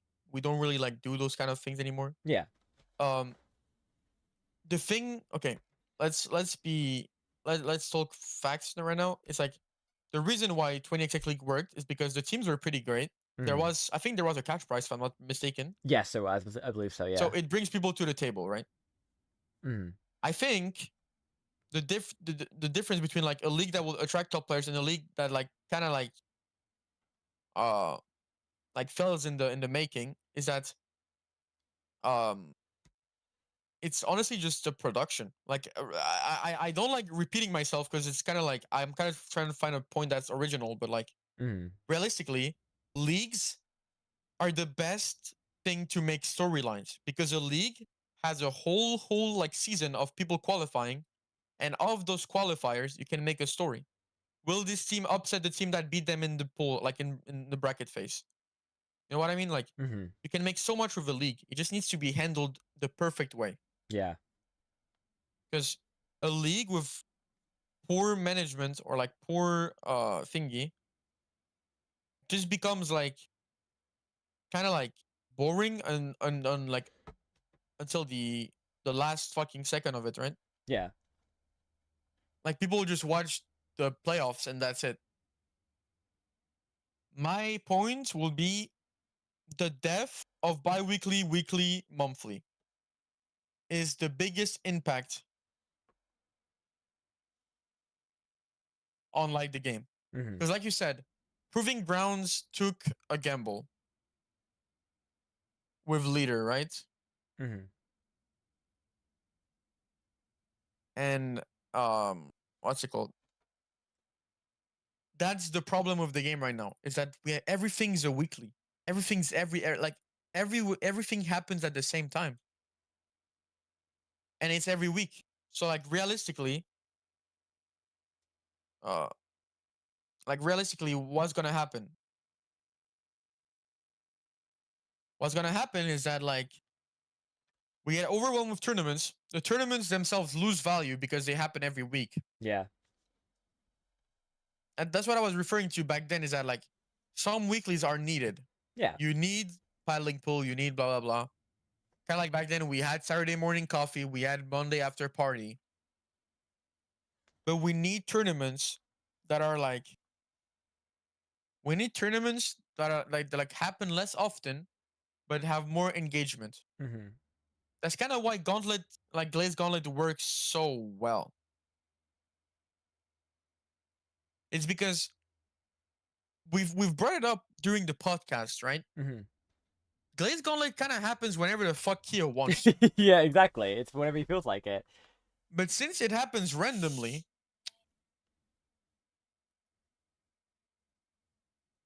since it happens so randomly, like people play it because they Mm-hmm. don't know when the next one's gonna happen. Exactly. And plus, like, because it's Kyo, like the production doesn't have to be high. The high production is Kyo himself. Like that's the production because people love Kyo's input for multiple reasons. One, he's a funny guy. Two, he's Yeah, a top level player. He's got a lot of great insight, a lot of great information.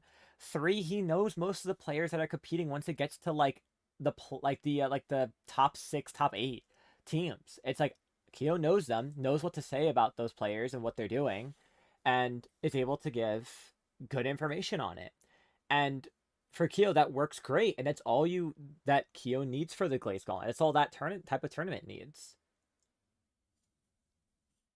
It's really about yeah, like finding your own unique niche. yeah, like people underrate Keo as like a producer, and it was seen recently with people like people saying his tournaments are like low quality or whatever the fuck, right? Mm-hmm, yeah, But I think that's wrong because he, by himself, he brings so much to the game.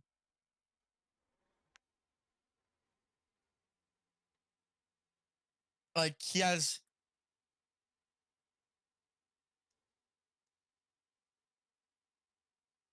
like what's it called? He has the platform of viewers to host a tournament by himself. yeah. Mm-hmm, He has the knowledge about the players to know how to commentate it, and he knows how to entertain people, right? mm-hmm. And all of that adds up to itself, and it makes a great tournament.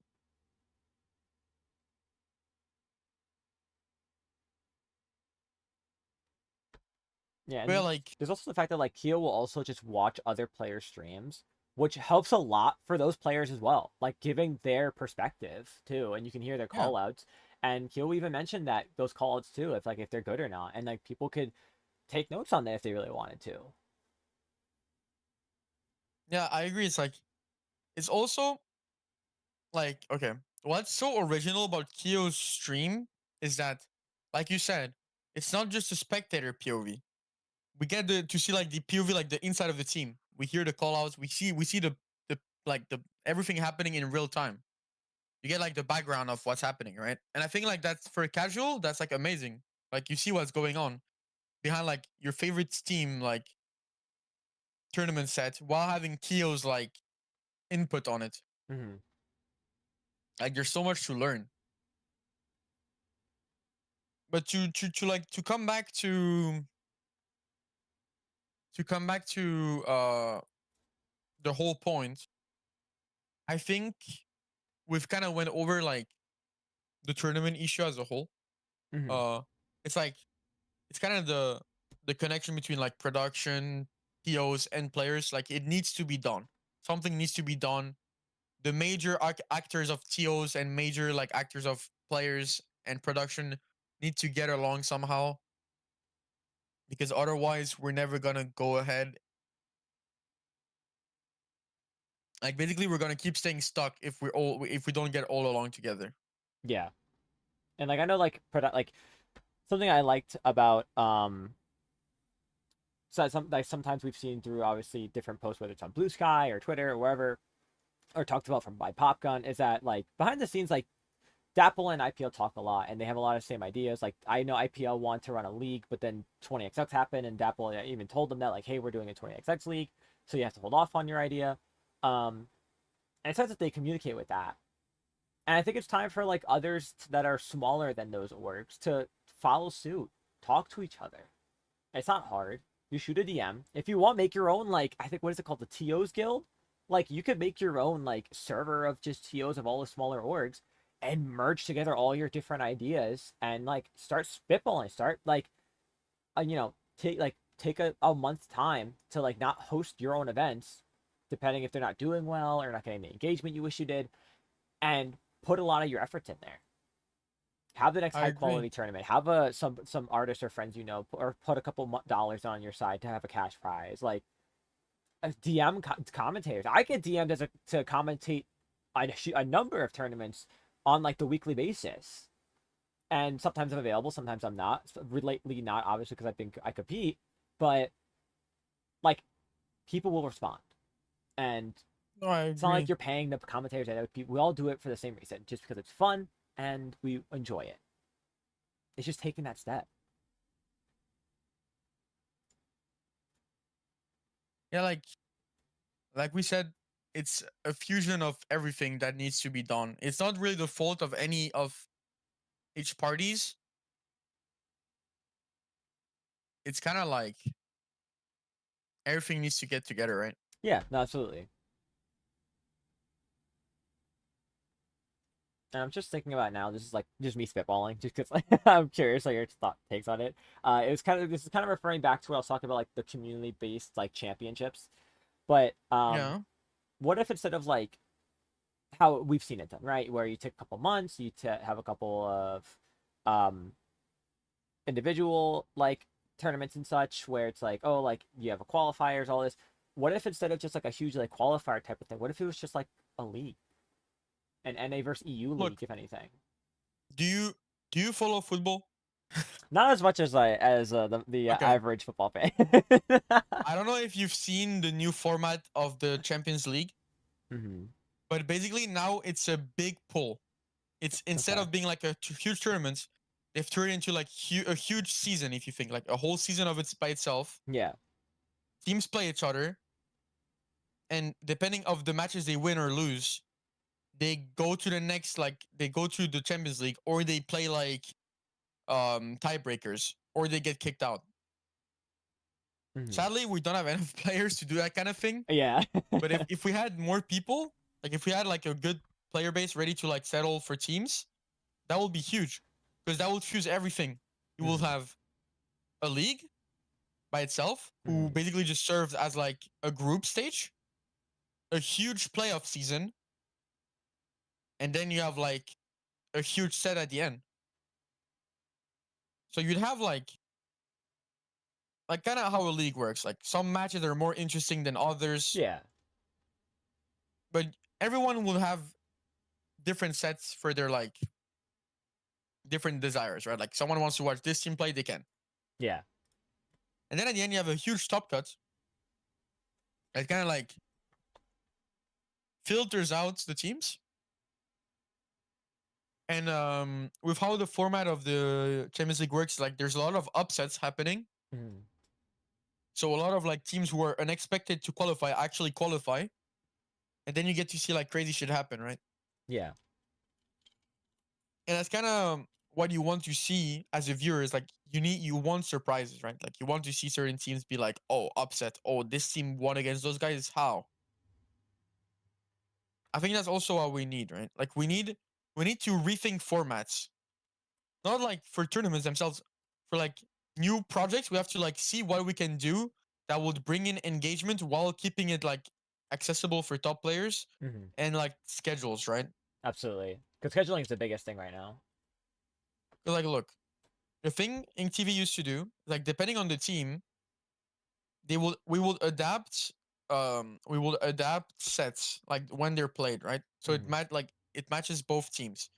That's something you only get in leagues because leagues you can like pre-schedule a match, right? Yeah. So you get like a convenient timestamp to play your match. Usually the TOs can always decide if they really can't if they really can't they can just pre-record the match if needed. Like Yeah. Which is I what know we that's been did. done I was before. gonna say we did it with the 20XX League a few Yeah, times. and I think I don't remember, but I think TV also did it, and nobody complained. It worked out perfectly. hmm. Like you can always do that. There's so many ways to do something.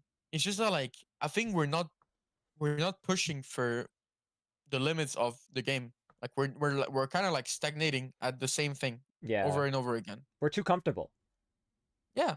Nobody, and that's also because like realistically, uh nobody's really like pressuring the TOs. Not like by like saying like, oh, make better tournaments. Hmm. Like there's no new tournaments with innovating IDs being like you know how the America works. Like currently, most tournaments have like their little like monopole. Nobody's kind of like moving them. Nobody's Hmm. kind of like giving them a wake up call because they're so comfortable in their position. Their tournament works. There's no like there's no competitivity between tournaments to be more successful Yeah. because everyone just settles with having 7 teams and says fuck it.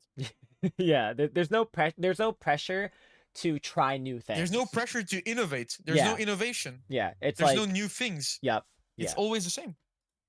It's like instead of like saying like, hey, I know you love running this like this week, this like bi-weekly or this monthly, uh, so much. Hear me out. Try it differently. Try whether that's the formatting, whether that's the way it's ran. Obviously that could be taken up to however they would like want to try it, but for the sake of it, like try it. Like we said earlier, like you said earlier, what is there really to lose? Yeah, true. Like there's no stakes. There's nothing. There's nothing realistically. Mm-hmm. Like the worst thing that can happen is like since your tournament's weekly, you try something, and for 1 week your tournament kind of does worse, Mm-hmm. and next week you just try something else. It's it's kind of like a I don't know if you've played like roguelikes, but it's just a die and retry. Just keep trying until it works, Yeah. and even if it fails or like it doesn't work, at least you get to understand why the fuck it's not working. Yep. Like instead of like shooting in the dark all the time and like begging for it to function or like for it to like blow up one day, just try new things until you figure out like, oh, this this like this combination of things I've been doing for my tourneys, I've been making it grow. And when I do this, it's not it's doing the opposite. Like it's just self-explanatory, you know, like Mm-hmm. just go away from one of the two that doesn't work and just grab the better one. Yeah. But since nobody's doing that and everyone's just copying of each other, and we're copying of the people who are already too comfortable, then everyone's too comfortable, and then there's nothing new. There's fucking nothing happening. Yeah. Some tournaments deserve to be chilling because they're good, Yeah. and that's just how it is. But some tournaments are chilling, but they're not really doing insanely well. But the TOs settle with that because it's respectable. Like some Mm-hmm. tournaments bring 70 viewers. I've streamed in my life. I know ad revenue. It's pretty cool. You get Yeah. like what, $250 for running a tournament here and there. I can't even blame them. But like Definitely. if you really want something bigger, then it's just up to you, no? Like you kind of have to like wake yourself up, get your ass off the chair you've been sitting in for 5 years, and be like, okay, it's time to change something and try something new. Yeah, I think the fun part too Because is like with a lot of these orgs is like you could even if you wanted to pick a section of competitive, right? You try to focus it on to mid level or low level, or if you really want to take the challenge, try it against top level, right? Send a couple messages, like you said, most top level is gonna communicate. Just shoot them a message, be like, hey, we're thinking of this tournament idea. This is what we're gonna do, X, Y, and Z. Would you be interested? I don't know, like from my perspective, people are shy. Mm-hmm. Like not as shy like they're like shy, right? But they're like I feel like people are terrified from trying stuff. Mm-hmm. And like, okay, let's be honest, okay? I think some TOs may have like pressure on them. They think like there's expectations on them. Realistically, no. Because for me, and I'll say it this way, and I don't know if that's like the correct way to say it. I think it's a privilege to be able to participate to tournaments for free, as in like people are putting time and effort into it for free and you get to play it. So realistically, even if it's bad, the only thing you can say is like feedback. You can't really like be mad at the person because first of all, like they're taking time of their own to make it, right? Mm-hmm. the only thing we can do as players is give them feedback and IDs, right? Yeah, definitely. But from my perspective right now, I think we've come to a point where um since we already have like a comfortable amount of TOs who are already like used to how the game functions, I feel like we can give like expectation feedbacks, as in like not being like if your tournament doesn't work, like fuck off or whatever, right? Like not like Mm-hmm. that. Yeah, yeah. We're more like, oh, you should try stuff instead of sticking with the same thing. I feel like that's an expectation we're allowed to make because the game's kind of like spinning in the circle. Mm-hmm. We're not really going anywhere with it. And as long as we're not going to be like, as long as we won't change anything, then no, I think nothing will change. No matter what we'll do. Like, I know Plus One has been discussing about bringing back drafts. If we're being honest, maybe it'll work once, twice. Mm-hmm. Third time, half of the players will leave. Second time, nobody will reply. Like, I don't know.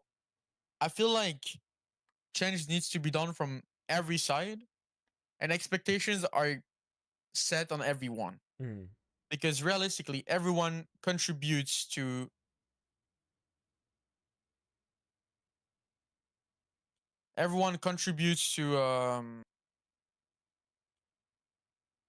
what's it called? Everyone contributes to the change. Yeah.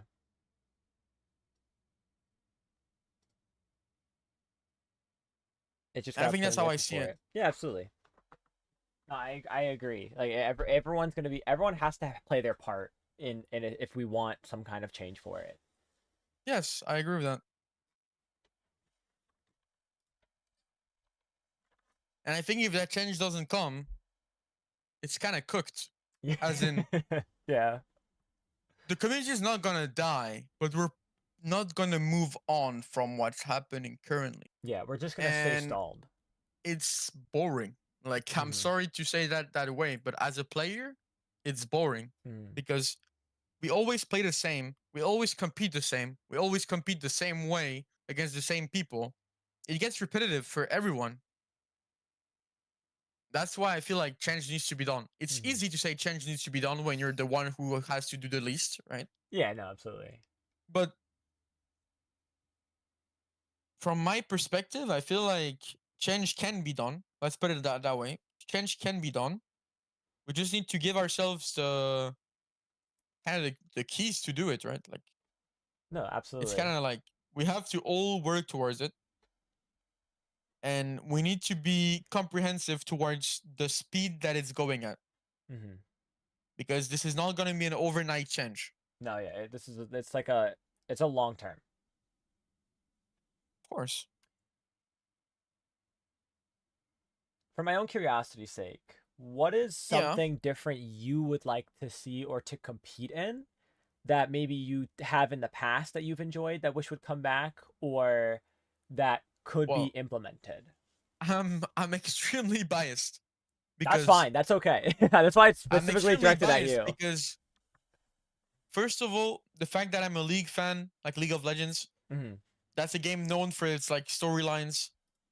Like, for example, Worlds happened recently. There's a whole story of like Faker getting his fifth trophy and whatever. Yes. Yeah. Yeah. The thing is that like we live in a game where we will never have an icon. Mm-hmm. Nobody can be the Faker of Splatoon. That just doesn't exist. Yeah. Yeah. The game is not made in a way so that consistency is like we could have had, but it's I don't think it's possible, and I will not want to like compare Faker to Splatoon. That's kind of sad. Mm-hmm. But like basically, Valid. I am a big fan of storytelling in games, Yeah. like between players. And I feel like the moment I experienced like Ink TV, I was like, holy shit. Yeah. Because not I only was to like, get so, like so not only get you hyped to playing it, but it also you get hyped to like live through it. Like you get to be yeah, able to be yeah, like, yeah. because you get to not only is like oh like you have an opportunity to take down at the time like Starburst was undefeated, but you get to see can anyone else do it if I don't get to like there was just that Yeah, hype like around it. there's hype to live up to, and like once you live up to it, you like that was I think that was the first time I had like a feeling of glory after winning. I was like, holy shit, we did it. Yeah. Like the story was like we're the underdogs, we're gonna lose. These guys are so good, and then we won. And then everyone's like cheering for us on Twitter the night we win, and like it's going crazy everywhere. Yeah. And I'm like, holy shit, man, that's like that's the fucking game. Like that's esports, bro. Yeah. And like once you get to like experience it, you're like, fuck, when is it coming back? Like I want to do that again. The Yeah. fuck? Want to relive that moment. Yeah. Like of course I'm biased because on that night I was the one who like got to experience the positivity out of it, right? Yeah, But definitely. like I think overall, I've never seen the community be so like how you say that? Like participate to the event so hard. The Yeah. cheering from both sides was insane. The predictions, the casts, the analysis, the interviews post and pre-game, like everything, bro. Mhm. Like I don't know. I know there's like that one meme who goes like it was perfect start from to finish. That's it fucking in TV, Yeah. dude. it's it's like I've not played a single event that like matches Facts. that energy. Yeah, And I personally don't know how to recreate it. I think the people who did it were like insanely talented. definitely. That's why I want people to like get together and like let's run it back, Yeah, please. Like let's I'm do begging, it. bro. Can we cook? Because like I don't know. Once you get to experience it, you're like, damn man, that's how it is. Yeah. That, Like that there's that's what people made it cheering for you. interesting. There's people who are like, oh, I hope these guys lose. Yeah. Like there's everyone. There's everyone, and everyone finds their favorite team to support. Like they kind of get to see the team evolve through the tournament. And once Top Cut happens, they have like their personal pick of like, oh, I want to support this team in particular. Yeah. And I think that's insane. Sadly, like I said, I have no fucking clue on how to remake it. I am I am in nowhere in the position to like do that kind of thing. Yeah, no, yeah, but like But I just like like to get your perspective on it. And like I feel like if there was just a way we could this sounds weird, like just force top level to be like for a moment, for a brief moment in time, whether it's a month, 2 months long, to just kind of how like 20XX did it for a brief time where you're forced to be on a team and play with those same individuals. that's that's why I propose to make a league as a group stage. Mm-hmm. Why? Because leagues force people to stick together for a set amount of time. And like they can't really abuse pickup culture because they know they're stuck with the same people for 4 weeks or 5 weeks. Yeah. But like that's good because then people form bonds, people get attached to the team, people get better together, the team play evolves, and you see new plays, new variety. Kind of like when AR in ICTV happened, and we were using ink strikes as a fucking smoke grenade for Carbon to play the Oh, game. yeah. Like that was amazing. Yeah. And like even though we lost, we still brought like little originality to the event. Mm-hmm. And that's because like we were 4 people who were able to cook for 5 weeks and be like, okay, what are we doing? Yeah. Yeah. And I think that's needed. We need leagues turned into group stages for playoffs. Mm-hmm. Like leagues by themselves don't really function because if you tell someone, oh, we're gonna play a league, you can't tell so okay, you know how you can trick kids by making them eat veggies by making it look like a candy? Yeah. Yeah. Yeah. You do the same thing with top level and make them think the league is a fucking group stage, and you tell them, oh, after that it's a fucking huge playoff. Yeah. And you tell them, okay, guys, it's group stage divided into multiple weeks and playoff. Mm-hmm. And you try to camouflage the league part as much as you can by like using all kinds of metaphors that aren't the word leagues. Yeah. And I can guarantee you, bro, you'll get the people you Yeah. want because this is like if you show people that you're invested, that you can bring a good like production and a good like just a good event overall, people will play because people are hungry to play. Yeah. And that's the good part of the game. I don't know how to explain, but like that event was basically like I don't want to like glaze like crazy, but like that revolutionized the vision we have of how tournaments function. Mm-hmm. Like Ink TV Resurgence League became the highest standard possible in the game for Yeah. a tournament. It just did everything right. And I feel like instead of being like, oh, it's impossible to remake, people should start being like, we have to like thrive towards matching that level instead of like we said, like staying cozy on their like monopole of tournaments Mhm. and being like, oh, I love doing my tournament, I'll do the same all the time. If everyone like thrived to remake that kind of event with like who like I looked up the engagement for like Ink TV Resurgence League, right? Mhm. And most of the playoffs games are like averaging 8 to 10K views on YouTube. This may Yeah. seem like not a lot for like if you're like if your standards are like extremely known people, Yeah. but for Splatoon, I'd That's say that's massive. insane, No, 100%. That's especially for a huge. non-official like production team. Yeah, like that's not Nintendo. Like that's pure like Yeah, community that's based. insane, I and that just would be huge content for everyone. Oh, 100%. Everyone will do content out of it. Look, Kyo will milk the fuck out of it. I know Kyo, bro. He will love that shit, bro. Yeah. Like every streamer will love that. First of all, because they have something to work with. They can react. They get to see like teams evolve in real time.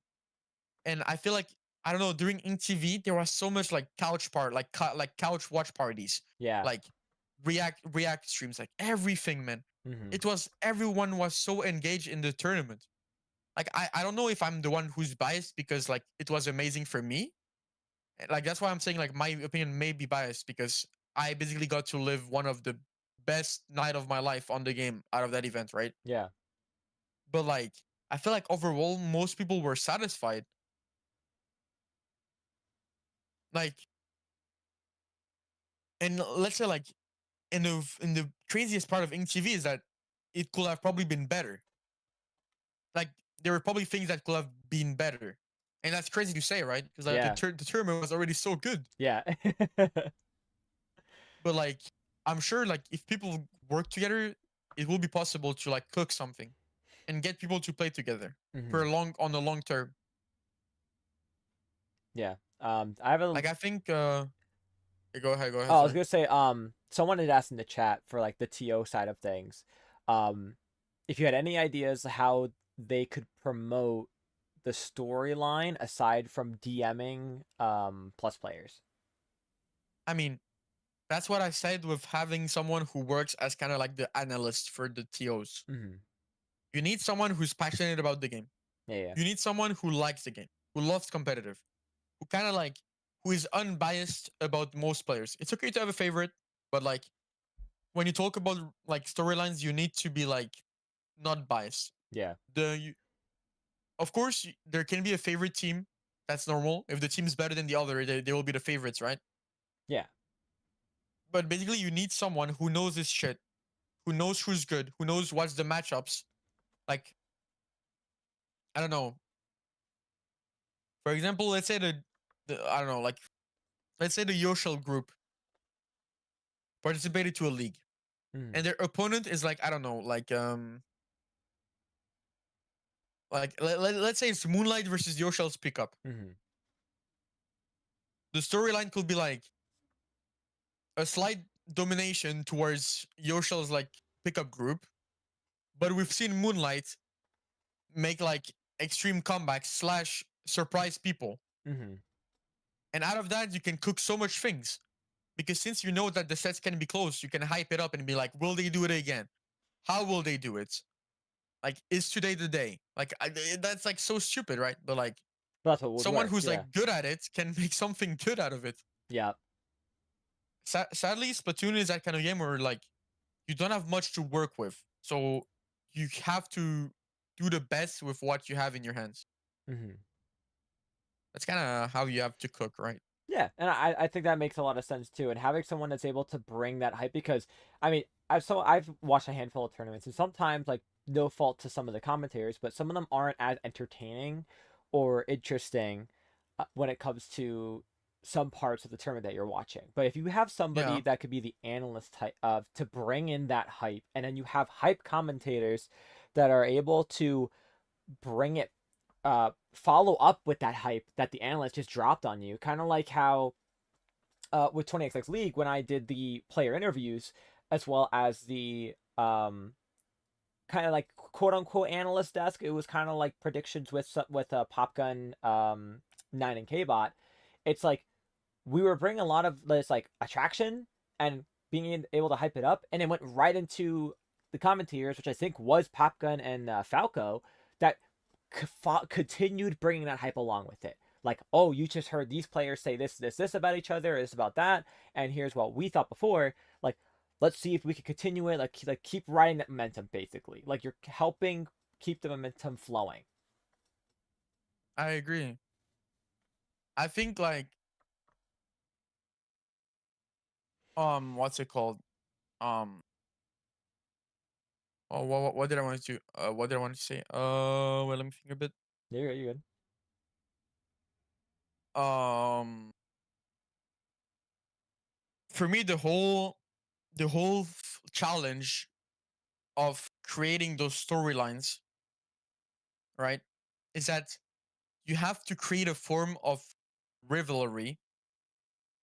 And I think that's the toughest part Mm. because um the like the two teams of people playing need to have like a history Yeah. of like playing against each other. Mm. Or what made it really good as well for InkTV, like you said, is that like the post and like the pre-game videos or like the pre-game like where they sent a player of each team and they were like, I think we'll win. Fuck those guys. See, like, I know, like, I'll take the example of our set. I know, like, Urza was interviewed and he was like, oh, yeah, I came back to Splatoon after a few years. I think we've got what it takes. And then I think it was Bran on the other side being like, oh, we're chill outside of the game, but in game, we're not friends. We're not here to be friends. I Yeah. think we can beat them. And like it's like wholesome rivalry, but it sets the ground for something better, right? Definitely. And then when you win, you get the post game interview of like the team captain. And in our case, we won, and Gray just went on the fucking podcast, and he's just like fucking sure, like I don't know, bro. It's so fucking funny, Yeah. like, and also I don't remember who commentated the game. I think it was I forgot his name. Um, how what's his name? Wait, let me check because I don't want to Mm. make a mistake. You're good. I just had an idea, like, because like, what if like you started with creating already like a basis initiative of like NA versus EU, and what if you formed like the groups per se is NA players gotta play with NA players, EU's gotta play with EU players, and just to start, right? Just as a starter. Obviously, there's different like regions you could always try to throw in the mix too, but like just as a starter, you're That's already really tough. you're already starting that kind of like I know because of the weapon pool thing, right? Yeah, yeah, yeah. But like as a starter, just to get things like interested in like who would be able to top, right? Would it be certain NA pickups who again it's still a race of like who's gonna DM first, but now you're restricted to only your region versus Yeah, I agree. EU, who again would have to like find their pickups. And like that way it's like I know you'll have Moonlight who's primarily NA, so like they take that first team spot of like a well known team, but now you're forcing a complete region locked team to have to play together for 4 or 5 weeks to get to know each other and build up more and work together to not just obviously maybe beat other NA teams, but also at the end of it, fight EU. Can you prove that you can, win it for NA? Yeah, like I think what's like so good about that format, right? Mm-hmm. It's like some teams are newly like formed or weren't expecting to like get qualified. Mm-hmm. So they basically have 5 weeks to make the best out of it, right? Yeah. Mm. And like I think this gives so much like upset potential.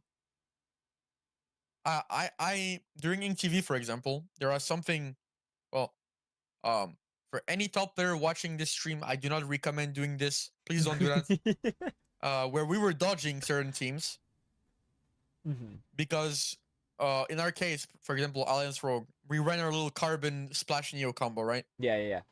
And we didn't really want people to adapt to it because first of all, that was like my first new appearance, like a major appearance in top level. That's right. Yes, because you recently joined Yeah, AR at the time. yeah. I was basically like that was my first step into like the huge top level, like Hmm. not the mid top level. Like that was really like The top of top the of the top. top. Yeah. I was basically like a slash like quote unquote rookie, Yeah. and like that led to like crazy things, right? And I think that format forces people to kind of like cook and have to like strategize without telling too much about it, without revealing too much, and try to like do their best. Like I don't know, there's so much good things out of it, man. Hmm. It's like it's so tough at the same time because how would you like make it work? The last edition had so much hype. Yeah. First of all, because the production was insane. The casters were insane. I just checked and it was KBot 9, like those kind of casters. And I Yes. know Yeah. these guys are like so passionate about the game. Yeah. Like KBot during those like intense sets, that guy turns into fucking Eminem, man. Like he's just going at it. He And it's like does. understandable.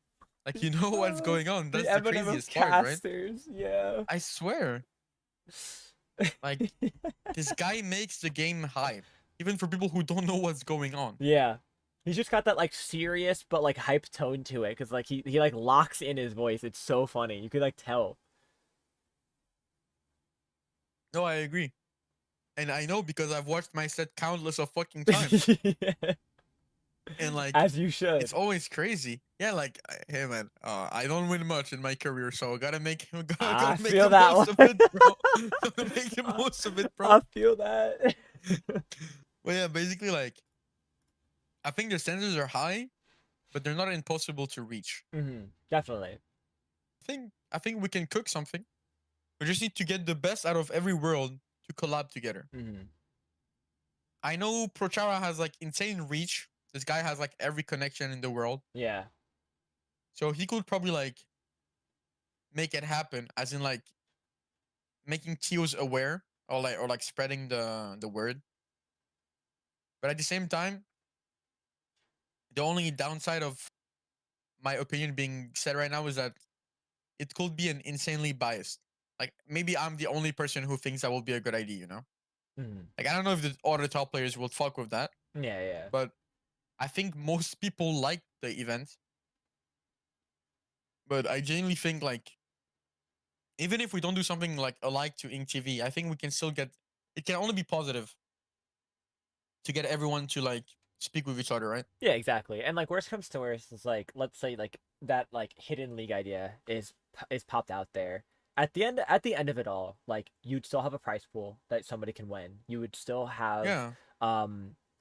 games to be played. You would still get that practice for top players that still want to like play the game and get some kind of practice. You can have a win on your belt.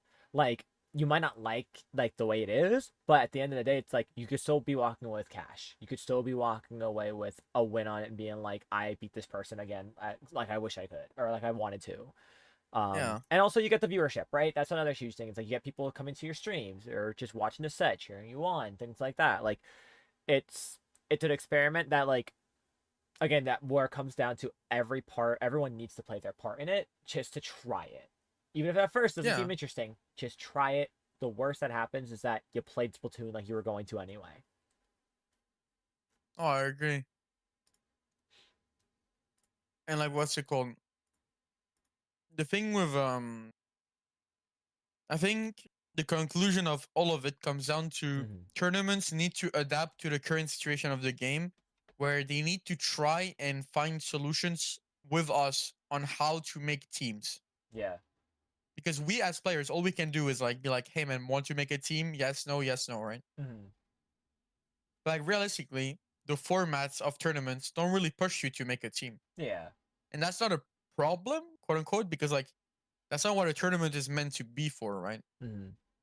But at the same time, I think like we've reached a state of the game where it's kind of like, hey man, we're kind of like starving for something to happen, Mm-hmm. where we're kind of forced to reach out and be like, hey guys, could you help us fix the issue we cannot fix ourselves Yeah. by making basically like formats more prone to building teams. Mm-hmm. And having to stick to them for like a long point a period of time too. Yeah, that's why. Okay, that's why the idea of draft is not that bad of an idea. Mm-hmm. Why? Because draft makes people play with new people. Downside: some people don't like each other, so if they're put with certain people, they just won't like the game. Yeah, exactly. But like, it's a risk that needs to be taken. You know, like Mm-hmm.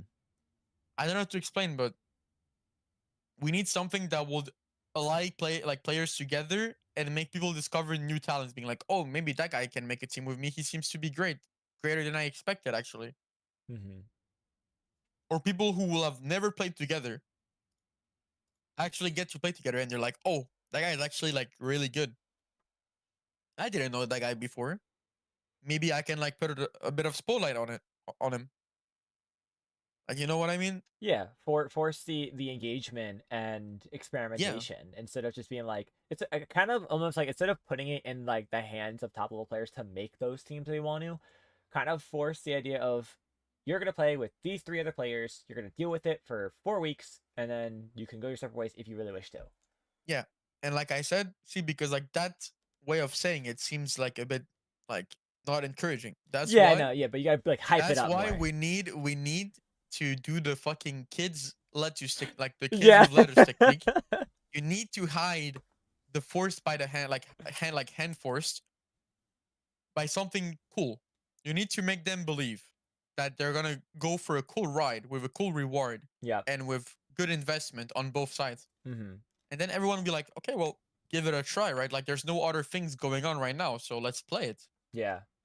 But the biggest job from the TO side will be making it and making top players appeal to it. Mm-hmm. And I feel that's when the last point about tournaments I wanted to make is um to make teams.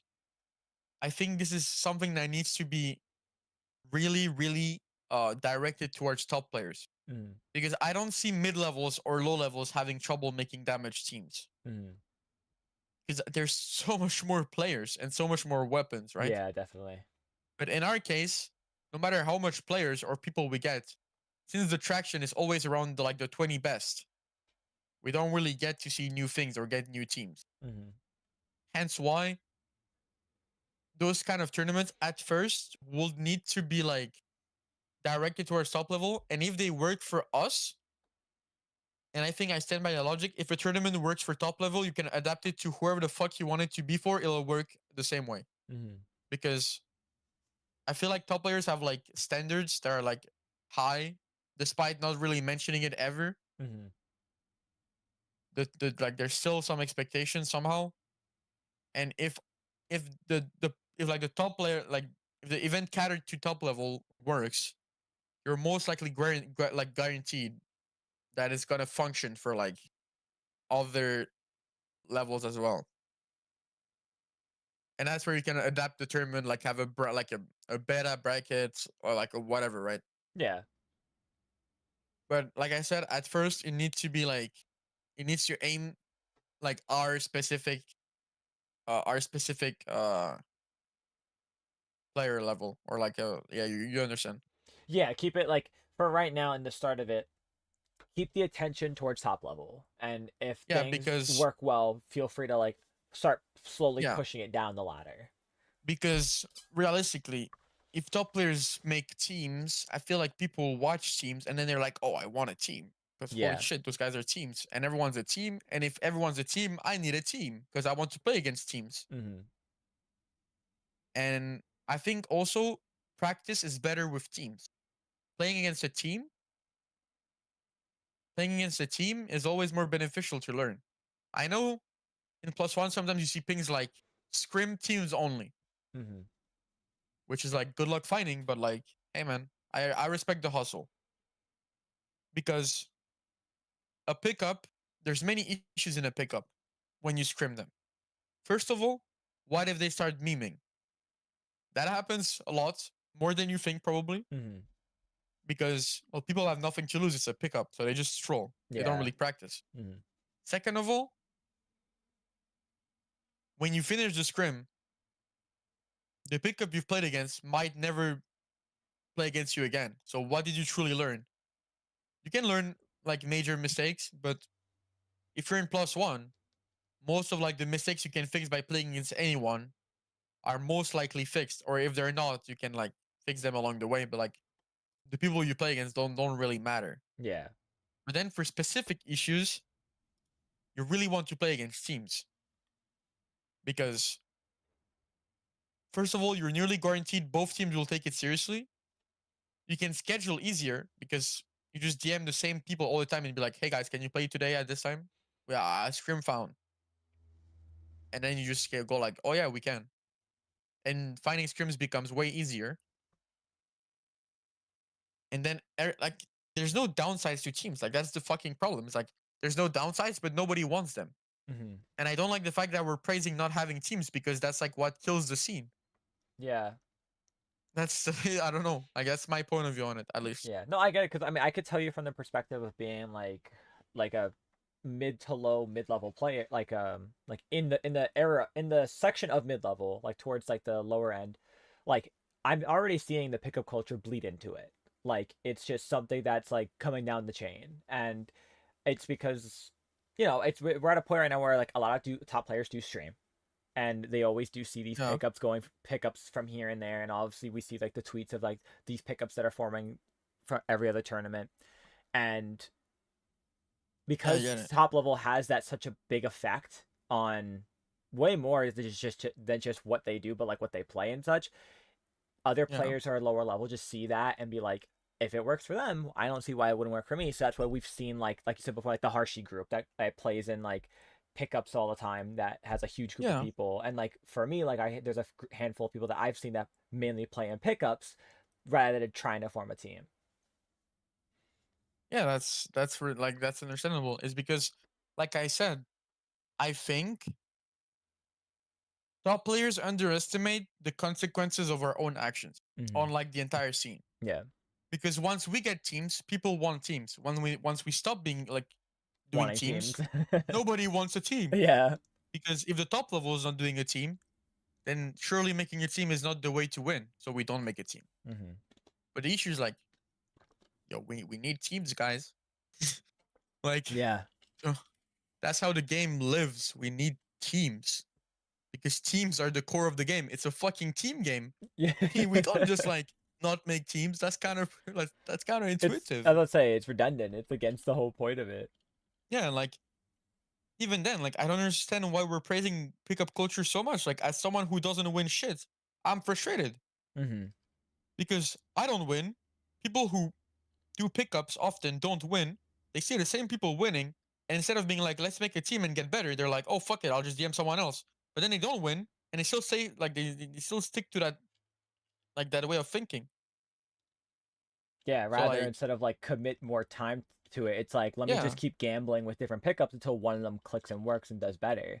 When yeah, that's not going to be the case. At some point, you're going to exhaust your options, and you just need to yeah. I mean make a that's team. already happening. Yeah, So like it just keeps it's just a redundant circle of the same people all over and over again. And surprise, surprise, usually the reason why people win is because those are often people who have stuck together for a long time, aka Yoshel, Atomic, and that whole pickup group, mm, because they've been having the same pickup forever. They're not like the other pickup groups. They don't change every fucking time they play a tournament. The only thing they change is like one player instead yeah. of fucking three. So they're nearly a team. And guess what? They're winning. So like maybe we learn something out of that is that maybe teams are the way to go. But then like how to convince people, you know? Mm.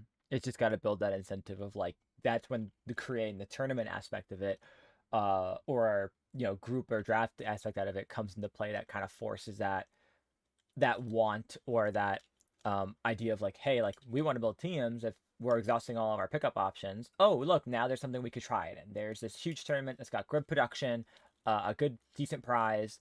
W casters, um, and as long as they have a good, storytelling side of it, we should run it. I agree. It's all about attracting people into Mm-hmm. making teams, and that can be only solved by very few factors.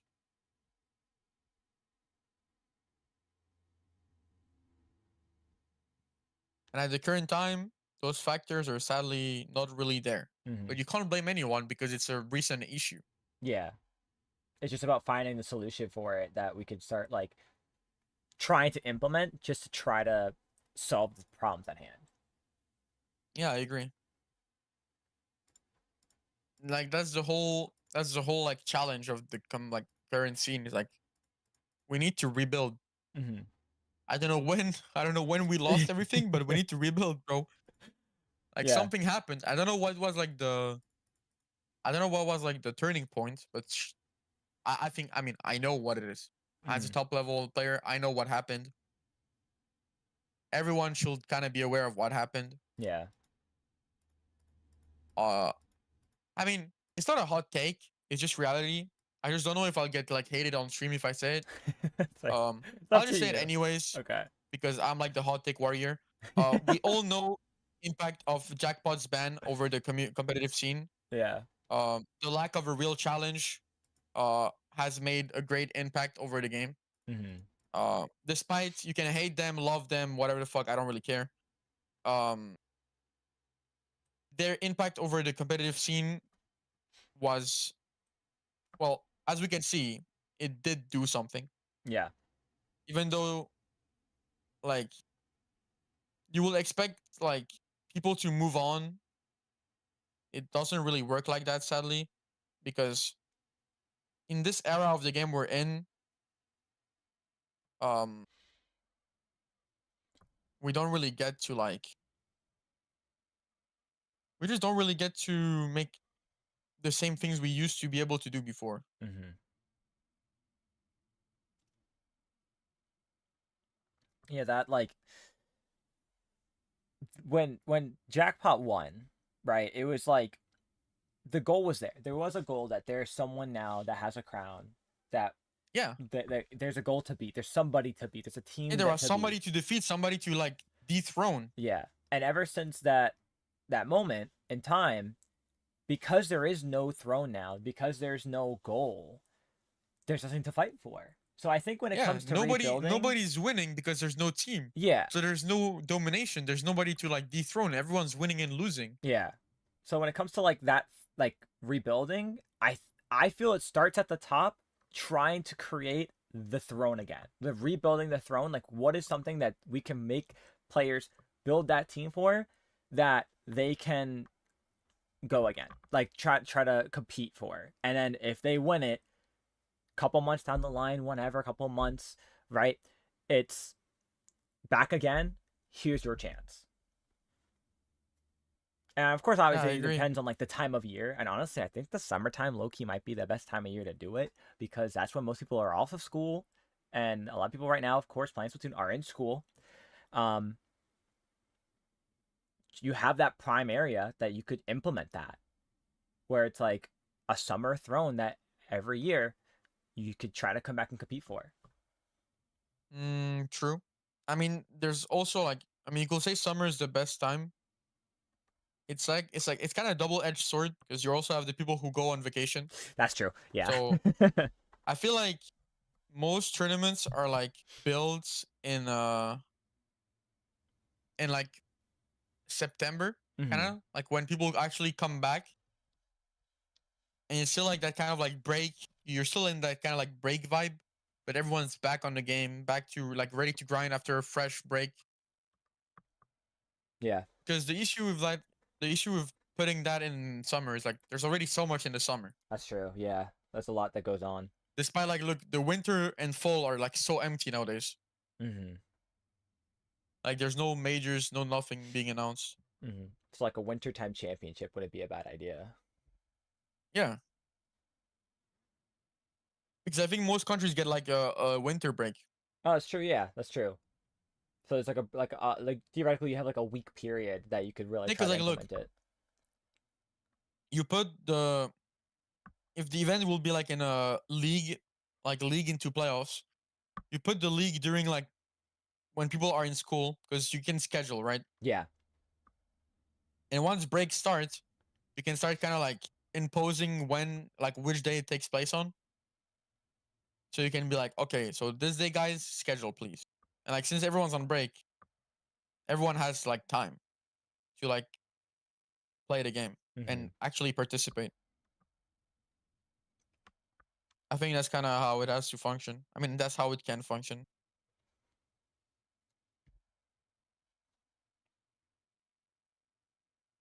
Yeah, that would Can you work. hear me? Yeah, that would work. I think that Yeah. would be. I think the one tricky part will obviously be like. I think you have to do it similar how you have it like I don't know if like every week, but maybe bi-weekly for like the group sections, just because of like obviously some timings, like because you're only gonna really have like probably most Yeah. players have week only the weekend days they can try to do it, but yeah, like wintertime, a lot of times, like there's not a lot of traveling going on. Like most people should be home anyway. So even if it's like Yeah. every 2 weeks, like you're gonna compete on this day, ideally, if not, we'll like try to schedule a time during the week for it. You'll be able to put that into effect. Yeah. I mean, I think it can be worked on, right? Like, I know for InkTV, for example, there was like a whole vote for like who's more inclined to play during the weekend, who can play during the week, and then we just match certain people with certain people. Mm-hmm. But that's why I think like we've kind of like managed to discuss about every side of the problem. Yeah. I didn't expect it to be like so large, but I guess since we've went over like most of the stuff, Mm-hmm. if you want to like get slightly away from the tournament stuff and like get another subject going, I'm down. If you have any, we can still go about the tournament if you still have questions. If you Mm-hmm. want to like go on to something else, we can probably cook as well. I think Yeah. I mean, it's like up to you. we really did hit a lot of like the different points that I had like set up because a lot of it does really revolve around like what we talked about with the tournaments, right? It's like tournaments is one aspect of a larger problem, and that's where a lot of things I have like I've written down of like pickups and team cultures, productions, prize pools, yeah, you name it, and it really like trickles down. That's what the community needs right now. Is just a lot of unison efforts from all sides. Yeah, And I think right now like that's one of the biggest like topics of what this really was is like looking at top level. I know like this was called state of top level, but a lot of it does revolve around all those affected by just one kind of tournament idea. yeah. I think like that's the challenge, right? Is that like nobody really expects it to be like a group effort. Mm-hmm. Everyone's kind of sitting in their own like side and expecting everyone to like do something out of it Yeah. instead of trying to like get along together and try to work on it. Everyone's like kind of like, damn, why are these guys not doing this? Mm-hmm. Yeah, like on one side it's like oh it's like it's a top players like situation, but then it's like it's a TO situation, then it's like oh it's a production situation. It's like it's really every side. It's everyone's got to put in the effort for it. I think that's with everyone having if they all put their 2 cents in for it is what can really Yeah, it'll change work. things around. Yeah, like I think that's what like be if the TOs work with top level and work with production, we can start building back up that top level feel of like, hey, people miss Yeah, teams. We could build teams back up from that. Hey, we miss like high production tournaments.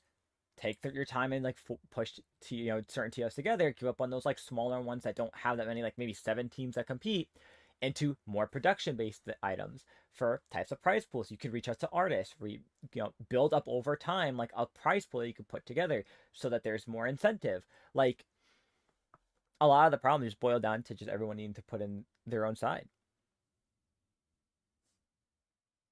yeah.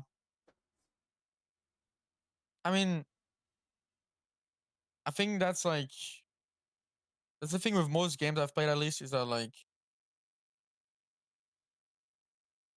the once you get into like top level, the problems like inside the game itself, like the way functioning, Mm. gets really difficult. Like people start to wonder, like, how do we fix our game? How do we fix the scene? Like and such, right? Yeah. And those are fair questions because like, who will not want to fix the scene and just have like a lively scene with everyone like making teams and such? Oh, definitely. Yeah, like everyone wants it because then you have like content, and everyone loves content, and players get to play. Absolutely.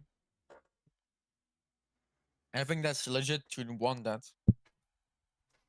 Someone in the chat does ask, does anyone in top level actually want to work with TOs? Sometimes it feels it's hard to get a hold of them. I mean, yeah, my reply to that will be ambiguous. Mhm. I will simply reply that not everyone is made to do that. Yeah. As in, some people, some people are just not like, they're just here to play. I know it can be frustrating. You just got to get a hold of the right people. Mhm. I know most of the influent people will be down. Yeah. Sadly, you will never get like a 100% like of the people to work with you because some people work, some people have studies, some people are just like Splatoon is not their priority anymore, but they still want the game to be somewhat good. It's all about finding the right people to like fix the game, right? Yeah. Me personally, I would say like, despite me giving my opinion currently, I would be down to make efforts, but I know damn well that there's people like around that would probably make a way better job than me because I know that despite me having like opinions and ideas, I'm not always like the best person to like reach out and such because I don't have that kind of connections besides like top level. That's the only connections I have. Mhm. But like I know there's where like way more qualified people, and these people can genuinely like cook, right? Like I Yeah. trust them. As long as I can get the idea going and motivate people to like move towards a better like future for the game, then I think it's a win-win for everybody.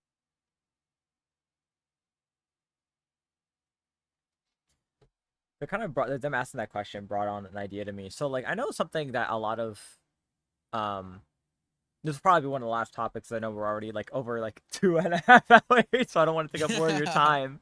No, Um, I'm fine. I'm fine. I'm fine. but when it comes to I guess like the content side of top level, um, Yeah. is it really just there's not like an interest by top level players to make like it could be any type of content, right? It could be like I don't know, like ideas how they see the game. Like I know Kio's recently been kind of delving into that content side on YouTube a little bit more on like how certain comps work, how they play against certain play styles and weapons. But universally against top level, is there like not like a want to help make certain types of content that could either help maybe themselves or other players that are lower level. Mm, I think Like it's a mix, kind I of guess, right? difficult because to make that okay, me personally, I think it's a trade-off. Mm-hmm. For example, when I started streaming, which I don't stream much anymore because my laziness is getting to me, Feel that. but my content is, and I always admitted it, my content is catered towards top players. Top players, Yeah. as in, I'm down to explain stuff to like an understandable level, but I've never hidden the fact that I'm aiming a precise player base that usually understands and fucks with what I do, right? Yeah. Some other people manage to do both. Kyo is an exception. Mm-hmm. Like if you had to use words in those kind of like things, Kyo will be considered as like an anomaly to like content Mm-hmm. because that's the effect of people being there for a long time. Like, see, for example, you've probably seen you probably know like I mean that's a stupid question. You know Kiver. Yeah, You know 100%. Kiver. There's no Absolutely. way you don't know Kiver. Yeah. Kiver is Kiver is the perfect example of what being an OG brings you. Yeah. He's been in so much communities. Will it be Mario Kart, Splatoon? You can call it. He was a top player. He his content attracts everyone because he's been on huge teams with huge influence. Mm-hmm. He's also a figure, like a kind of figure for like French Splatoon, I feel like. Mm-hmm. So see, this gives him like the advantage of being able to cater to both groups. Most casual streamers or like people who don't make like insane efforts will not like attract these like both player bases, right? Yeah. Like for example, I don't know if you take any top player, like take me and Goss for example. Mm-hmm. We don't have a really like that active chat like every other streamer does, but every time we see that there's top players lurking in our chat because we know that like our content aims towards like people who know us, and those people are the guys who are like good, right? And Yeah. then you have people like Prochara, Kyo-chan, Piver. Back then you had Dude. Who else can I say? I guess Jackpot for a while managed to connect both, but that's kind of like an exception because they were world champions. Mm-hmm. But like it's really rare that content is able to reach out to both categories of players while being positive for both. Because Yeah. realistically, it's so hard to fit competitive um, expectations when you're like talking to lower level players, right? Mm-hmm. Because you could say like the things are that are being said are already like well known by people. The only difference is that like Chara's content sometimes focuses on a way more analytic part of the game that even top players don't make the effort to like look up, and it's kind of understandable. You can kind of see like for having spoken to Pro Chara about different patch notes of the game, um, there was one player that I could compare him to, um, Mewtwo King, basically, Yeah. kind of the Mewtwo Yeah. King of Splatoon. He's Yeah. kind of like okay. I don't know if Chara's on the podcast. I say this in like the most friendly way. He's kind of like the nerd friend everybody fucks with. Yeah. I know what you mean. Yeah. Like Yeah. he's get like bro's a bit smart, but we fuck with him. Yeah. Absolutely. And I know that like I don't know, like his content manages to hit both sides, right? But that's Mm-hmm. so rare. Like Yeah. people underestimate how complicated it is to like reach out for so much. So to reply to your question about like how to make content to like attract and like make it more appealing for each like part of the game, will it be mid level, top level, low level? Is that the reality of the story will be like once again it will have to be a collaboration of different people who are able to reach each sides of the game. Mm-hmm. Yeah. The thing is like okay, if you take Prochara, you basically have the casuals. For top level, it's kind of easy because all it needs is one top player to attract all top players. Yeah. The easiest answer will be Kyo and Prochara. Kyo caters all the top players and some casuals. Prochara gets most of the casuals, small amount of top players. But then they will have to like find an ID that will fuse both and that will attract both. That's a challenge, but I can see them cook. They're both like inventive kind of people, Mm-hmm. really smart. They can probably do it, right? But once again, it comes down to the idea of like it's really difficult, and I think it's a good thing to try, but we cannot have high expectations since it is a really challenging aspect of the game. Yeah. Because content creation was okay. Let's be real. Um, Back then, being a top player on Splatoon never involved having to be a content creator. Yeah. No. It's something that is really new. Mm-hmm.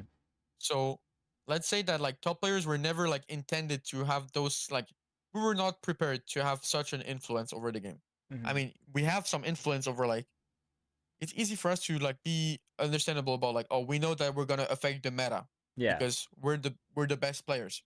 But like who could have known that we'd have such a big impact over like everything else? Mm-hmm. Like bringing people together and whatever. Like realistically, you could think that like some people are selfish and they will be like, "Oh, we're just here to play the game," and that would be respectable Mm-hmm. because we've kind of reached the point we're at by playing the game.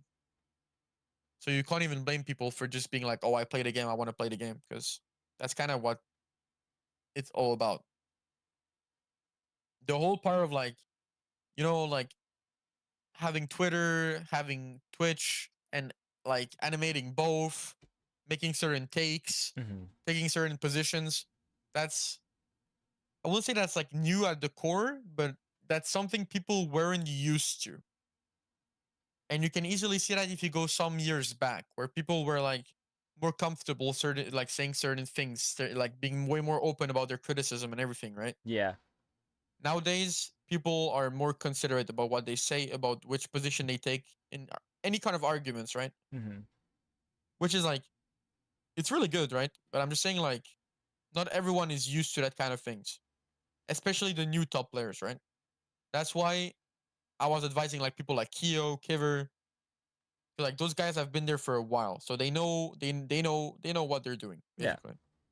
And also, those people have worked with like sponsorships in the past. You know what I mean? Like Hmm. they're like really like when it gets to being serious with these people, they know what they're doing.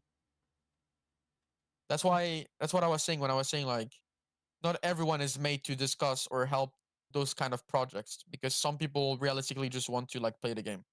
Yeah. That's fair. I But think that answers it pretty well, yeah, honestly.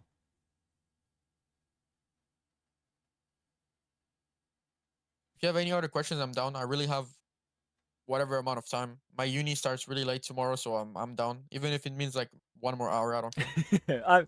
I was gonna say, I mean, that's all I personally have. I mean, if there's anything else you personally want to talk about, I'm down. But I mean, we've hit most of my marks. That I really had. I feel like that some other people were always curious about. So I do want to give you a huge thank you for coming on talking. I mean, Yeah, there's no problem. absolutely goaded. It was kind of funny how it happened as well. Yeah. We can give a small shout out to Thunder for attracting me to the podcast because the only reason I joined is because I saw him being in there and being like, oh wait, what's that? Yeah. So shout out to Thunder. But yeah, I think my single opinion will not make things move too much, but Hmm.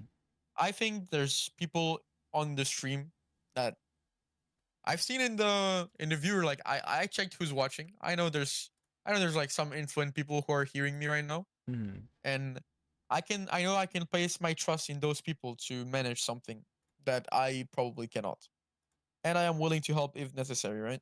Absolutely. And for further subjects that I want to talk about, I don't really know because I don't really have anything to speak about that would be like that will have a global influence over the Hmm. game. Yeah. If the chat has questions, I guess we can go over stuff right now since we're like free to answer whatever. Yeah, absolutely. We can direct chat. If anyone's watching, if you have any questions you'd like to type on out for Volty or I, feel free. Could be general questions or specific questions. Actually, Even if it only I have one even if actually it for doesn't. you. Oh really? What made you go For to sure. Carbon? Okay. I Well, just thought you're about gonna be this. really disappointed. It's okay. It's okay. um This is just for fun for chat to think of questions. yeah, sure. Well, let's say 9-year-old Volty or 8-year-old Volty, I don't remember. Hmm. Yeah, I'm very young. I played Splatoon 1 since day 1 release. Hmm. Um I didn't have a main back then. Carbon came out. I bought it in the shop when it released, right from the news, because that was when the content being released was uh like always the same. I think it was like 2 weapons per week or something like that. Hmm. And Carbon came out, and I was like, damn, let's try this weapon. So I'm playing Carbon. I'm like, oh wow, Carbon, so fun. I'm like killing everyone in one shot. I'm invisible because Ninja Squid is broken. I can throw 4 burst bombs, and my weapon has like huge damage and a fun special. Let's play this. And even though on Splatoon 1 I was a Charger and Carbon main, Hmm. it happens that on Splatoon 2, Charger felt awful. The way the scope felt to me felt like absolute horrible. And I was like, you know, like I'm not gonna play that. So my weapon pool went down to carbon Mm-hmm. and only that. And I found my happiness with carbon. And on Splatoon 2, I always said like I can tell you a few of the things I wanted to have on Splatoon. Like my career goals, if you will call them that. Yeah, absolutely. I wanted people to know me. Like when people speak about carbon, I wanted people to know that I was like the reference. It's a very egotistical goal that I wanted when I was really bad at the game, which caused me a lot of trouble when I was like public about it. But hey, I worked hard for it. I got Yeah. it. Alongside Omega. Omega, who's also okay. I will say this. Um, People often speak about me and Omega, and I will say a really controversial take, XD. Um, Even though we're both Carbon One tricks, you'd be surprised, but we play very different playstyles.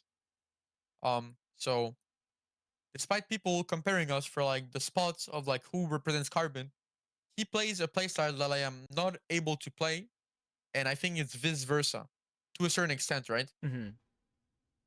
So I think I shared the spot with that guy because we're both good at what we're doing, and I could probably not reproduce what he does at the same scale, and I believe it goes the same way, like the opposite way, right?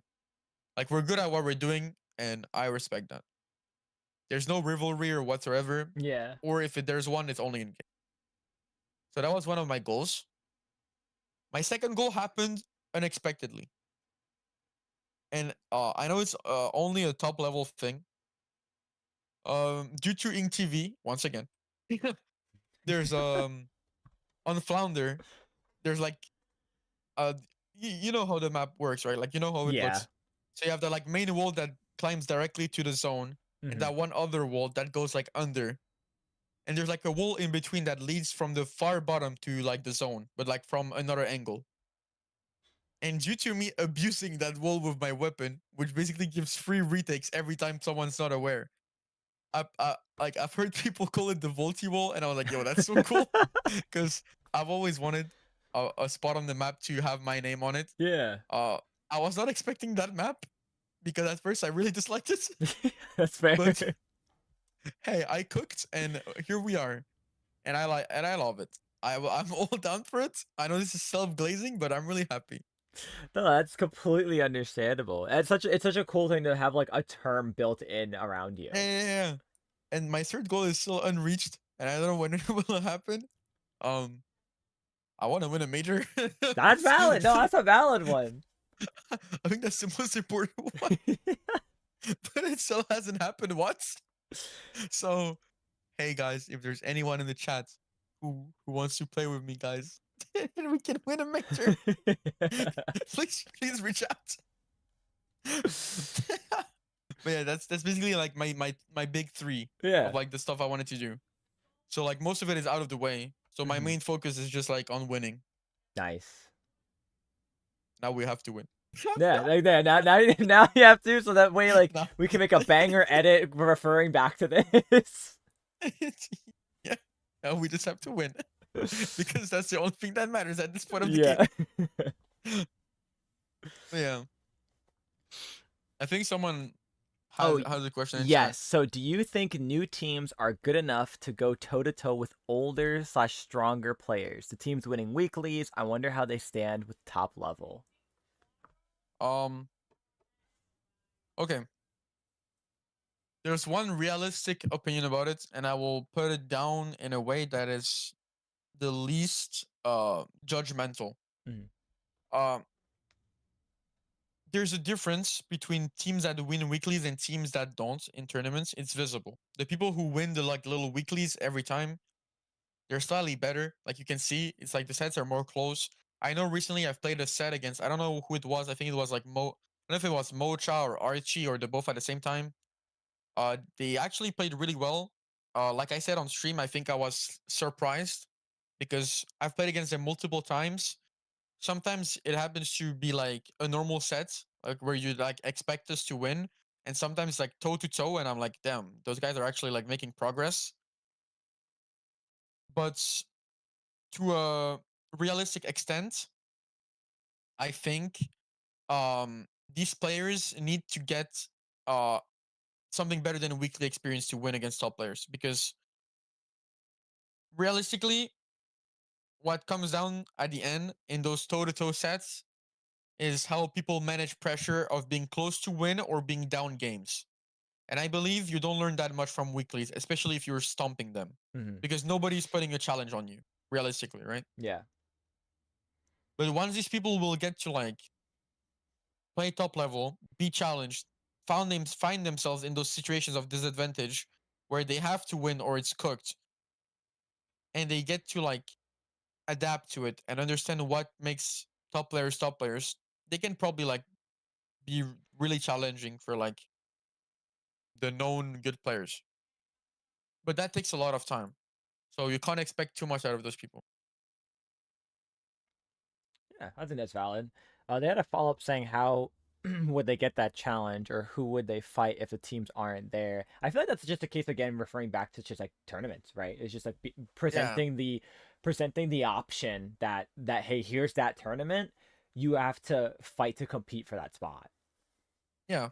And as well, like I think in that case, pickup culture doesn't really matter, because no matter who you're fighting, if they're plus one, if they're composed of 4+1 players, they're all experienced no matter what. Hmm. So it'll be the same. They might be weaker than an actual team from plus one, but you learn the same things from it when it comes to like handling pressure. Because I can tell you that for a long time, at least for myself, um, I had a hard time playing against like big names, because I would play differently when I would see like really strong players in my games. I would be like, damn.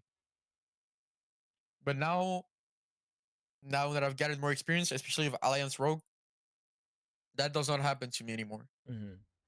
And I feel like that is applicable to many teams, despite them, even if they will tell you like, oh, we don't get pressure from big names, we don't really get affected. Realistically, you still play different. If you're not like, I don't know how to explain, but like this is such like a self-awareness thing. You'll Yeah. know it when you feel it. It's not something you can like judge about yourself. It's kind of like the same thing. I don't know. I have a really good example for it, but it's like so far-fetched. It's like, wait, how old are you, Cactus? I am 23. Okay. When you were a teenager, did you get like acne? Yeah.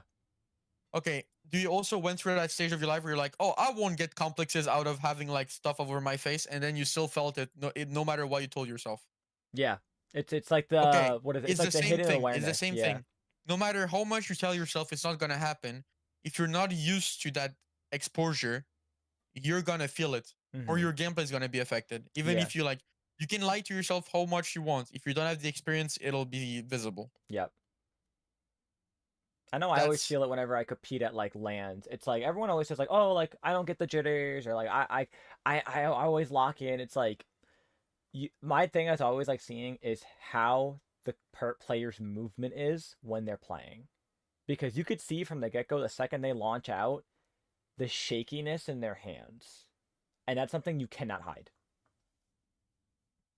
I mean, there's a scene of me at French champs falling in the water at the start of the game because it was game five. Yeah. Nobody knows it. Nobody saw it on stream, but it happened because it was my second LAN of my life, and I had to compete on game five for the French champion title. And I was Yeah. basically like trying to sneak in on like what map was it? It was Mahi Mahi. Hmm. So I'm like holding the ledge, and I move my stick by accident, and I just fall in the water. And I'm basically panicking in my head, right? And if I Yeah. didn't have experienced teammates to be like, "Yo, man, chill and play the game," Hmm. I would have probably choked the entire fucking game. But now that I've played like what, around 6, 7 lands, I don't get that anymore. Yeah. I'm I'm my composure stays put, but like no matter what, it's all experience. You can't really lie to yourself about it. I Yeah. mean, you can try to convince yourself if that works for you, Yeah. but realistically, if I were to play against like Starburst, FT Win at lands, which these guys have like twice my line experience, they'd probably fuck me over as well. Even if I'm like supposed to match their level, right? Yeah. I'd probably get shit on because they play way more lands than me and they know what it feels like.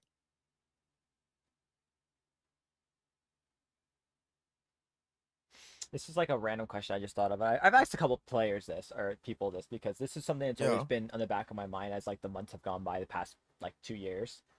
Do you think personally there's an age limit to getting to the top? No. I mean, I can use so much examples for that. Hmm. Okay, in our scene, Kiver was a top player. Yeah. Maybe not anymore or not as invested anymore, but Hmm. Kiver is 27 years old. Hmm. And Kiver was pretty damn good for someone his age. Yeah. You can see Fuzzy as well. I mean, Fuzzy's not really competing anymore, but he's also like 27, 28 years old. Yeah. Most players are like 24, 23. I think there's no real age to begin. Hmm. You can see like people like Sam Okado being like extremely young and being Yeah. talented. I think that happens.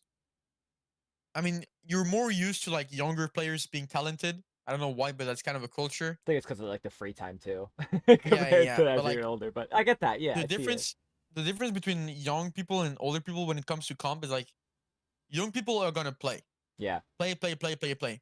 Older people are gonna play less, but they know how to convert the time they're putting into actual value Hmm. because they're adults. They understand a bit more like what goes on behind like the thought process. Yeah. That's what I noticed when I joined Alliance Rogue as well. Like back then I would just play, play, play, play, play, play, play. I'd be good because I played a lot. And I joined a team with like I was like 17, Ray was 21, Urza was 21, Kiver was like 26 at the time. And you see the difference of like mentalities when we scrim, how much time is being put into analysis compared to the time being put into playing the game. Yeah. Like the more you get better, the less you play, the more you analyze. If you have a team, if you have a pickup, that's like don't listen to me. Yeah. I mean, you can like self review, but like you have to know how to do it and be have a good criticism about yourself, or you're gonna crash out. And I don't Don't advise that. recommend that. Yeah. But yeah, Okay. overall, I think age doesn't matter when it comes to becoming a top player, as long as you know what you're doing and know how to put the time in efficiently. That's mostly it. Okay. Thank you. I appreciate that. Eases my own anxiety for that. I was about to say, like, are you asking that because you're reaching Unk status? Like, Low key, yeah. I won't lie. Like I'm picking up, like for example, the best example. Like recently, I started picking up 52. After play because I'm a shooter player. If it wasn't clear, um, yeah, yeah. I mean, I see the big T deck on your PFP, so so I was like, I'm playing and I'm like, I was like, I have a year on playing shot versus like only a month on 52, and a part of me is like, damn, am I too old for this? I mean, I mean, there's an example that is like way. I mean, once again, I will go back to my little game, favorite game outside of Splatoon. Hmm. If we watch League of Legends, Faker, which is like I think most people know Faker, right? Like Yeah, face of the esports, 5 times world champion now. yeah, most well Faker, known. I think Faker is 28 years old, and I can tell you that League of Legends takes way more skill than Splatoon Yeah, that's on so fair. many different levels, and this guy still got it, bro. This guy Yeah, still has it in him, bro. Like even though like there's so many like even in sports, bro. Look at fucking LeBron. that's Didn't he true. fucking 39? Yeah, that's true. Like that guy literally spawned his own teammate by this time, bro, and he still got it. Like I don't think age matters as long as you're like as you know what you're doing in the competitive scene. You're so right. You're so right. Like there's so many like examples. Oh my gosh. Fucking That's true. LeBron, bro. I did not expect mentioning LeBron in Splatoon. Dude, for real. No, it's that the spawn his own teammate was a crazy buyer. I'm not gonna lie. I mean, it's kind of real. You're not wrong. Oh, I was not He ready for did it. he did make something that nobody did before. Oh my god. And you know that the fun fact that there's actually an happening of that in the French scene. There's a team where it's like a dad and his son playing the game. No way. I'm not even kidding, bro. I think it's like ASC, but I don't know which one. That's kind of based But though. there is a father and son team. That's all I can tell you. I love that. I'm here for that. It's fire. Though I will not. I will say that there's really funny scenarios that are coming up to my head if they lose a set. That dinner table is gonna be real quiet. You missed the clam in overtime, bro. You're not getting fucking dinner, bro. Go to bed.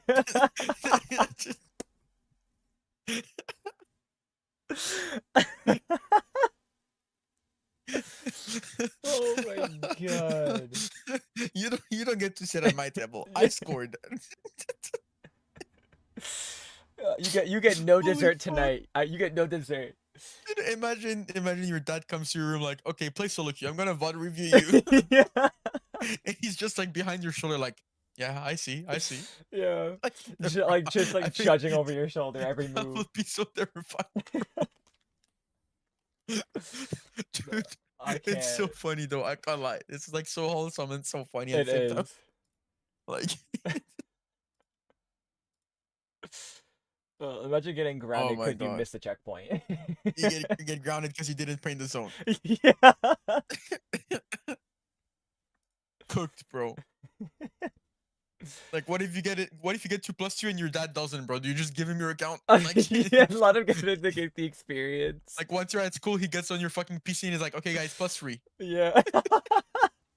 If you think about it, I'm the same version as my son, but like 10 years older, guys. Trust me. I'm just as good, I swear. The genetics passed down. Guys, the skills goes in the fucking DNA, guys. Trust. Nah, Splatoon My in the fucking DNA. god, bro. That's Oof. fucking insane if you think about it. Oh man, I need to like find a father son duo in or father daughter duo in Splatoon and just like hear it. I just need to get the interview for that. What's it like when y'all lose a tournament? Dude, imagine you're interviewing them and you just hear them through each other's mics, bro. Like, Oh I don't my know. That would be so god. fucking funny to me. Holy Honestly, fuck. that'd be insane, but it'd be so perfect.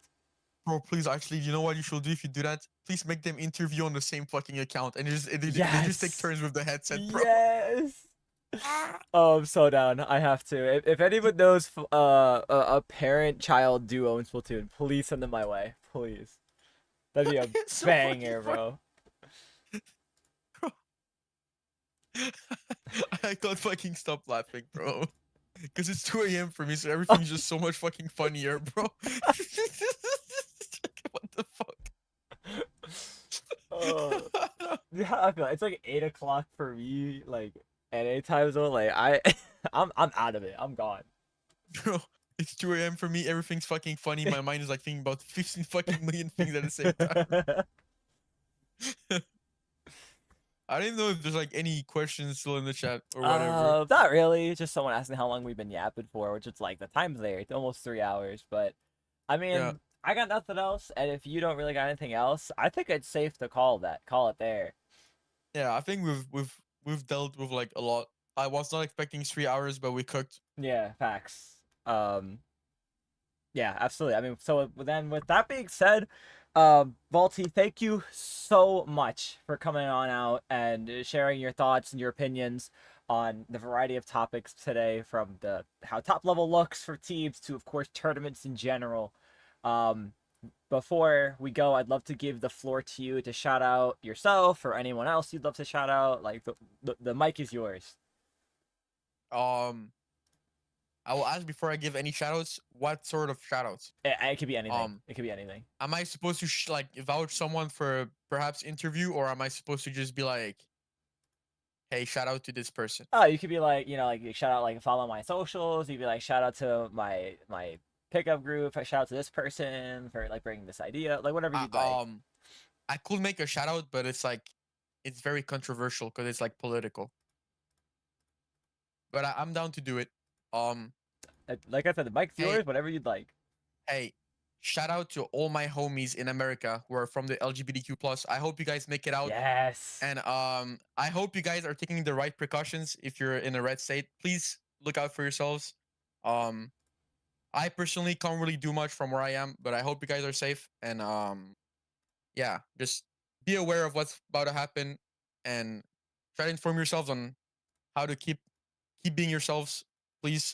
because don't censor yourselves over. I will not give my political opinion, even though it's kind of obvious. Um, just watch out for yourselves. That's Mhm. mostly it. That's my only message. I love it. Absolutely. Well, with that said, if that's all you have, that's all I have as well. So, once again, huge thank Yep. you to you. And that will do it for this episode of the Cactus Patch, episode 22, the state of top level. Thank you all so much for coming out and watching and listening to us yap for about 3 hours. At least we were productive. So true. We got a lot out there, and a lot of amazing people have probably come and gone to listen to certain sections. So may they take the ideas and start running with them, and maybe we see some nice changes in the community. Who knows? Future's untold. A lot can happen. So thank you all for watching. That'll do it from us here. See you guys next time.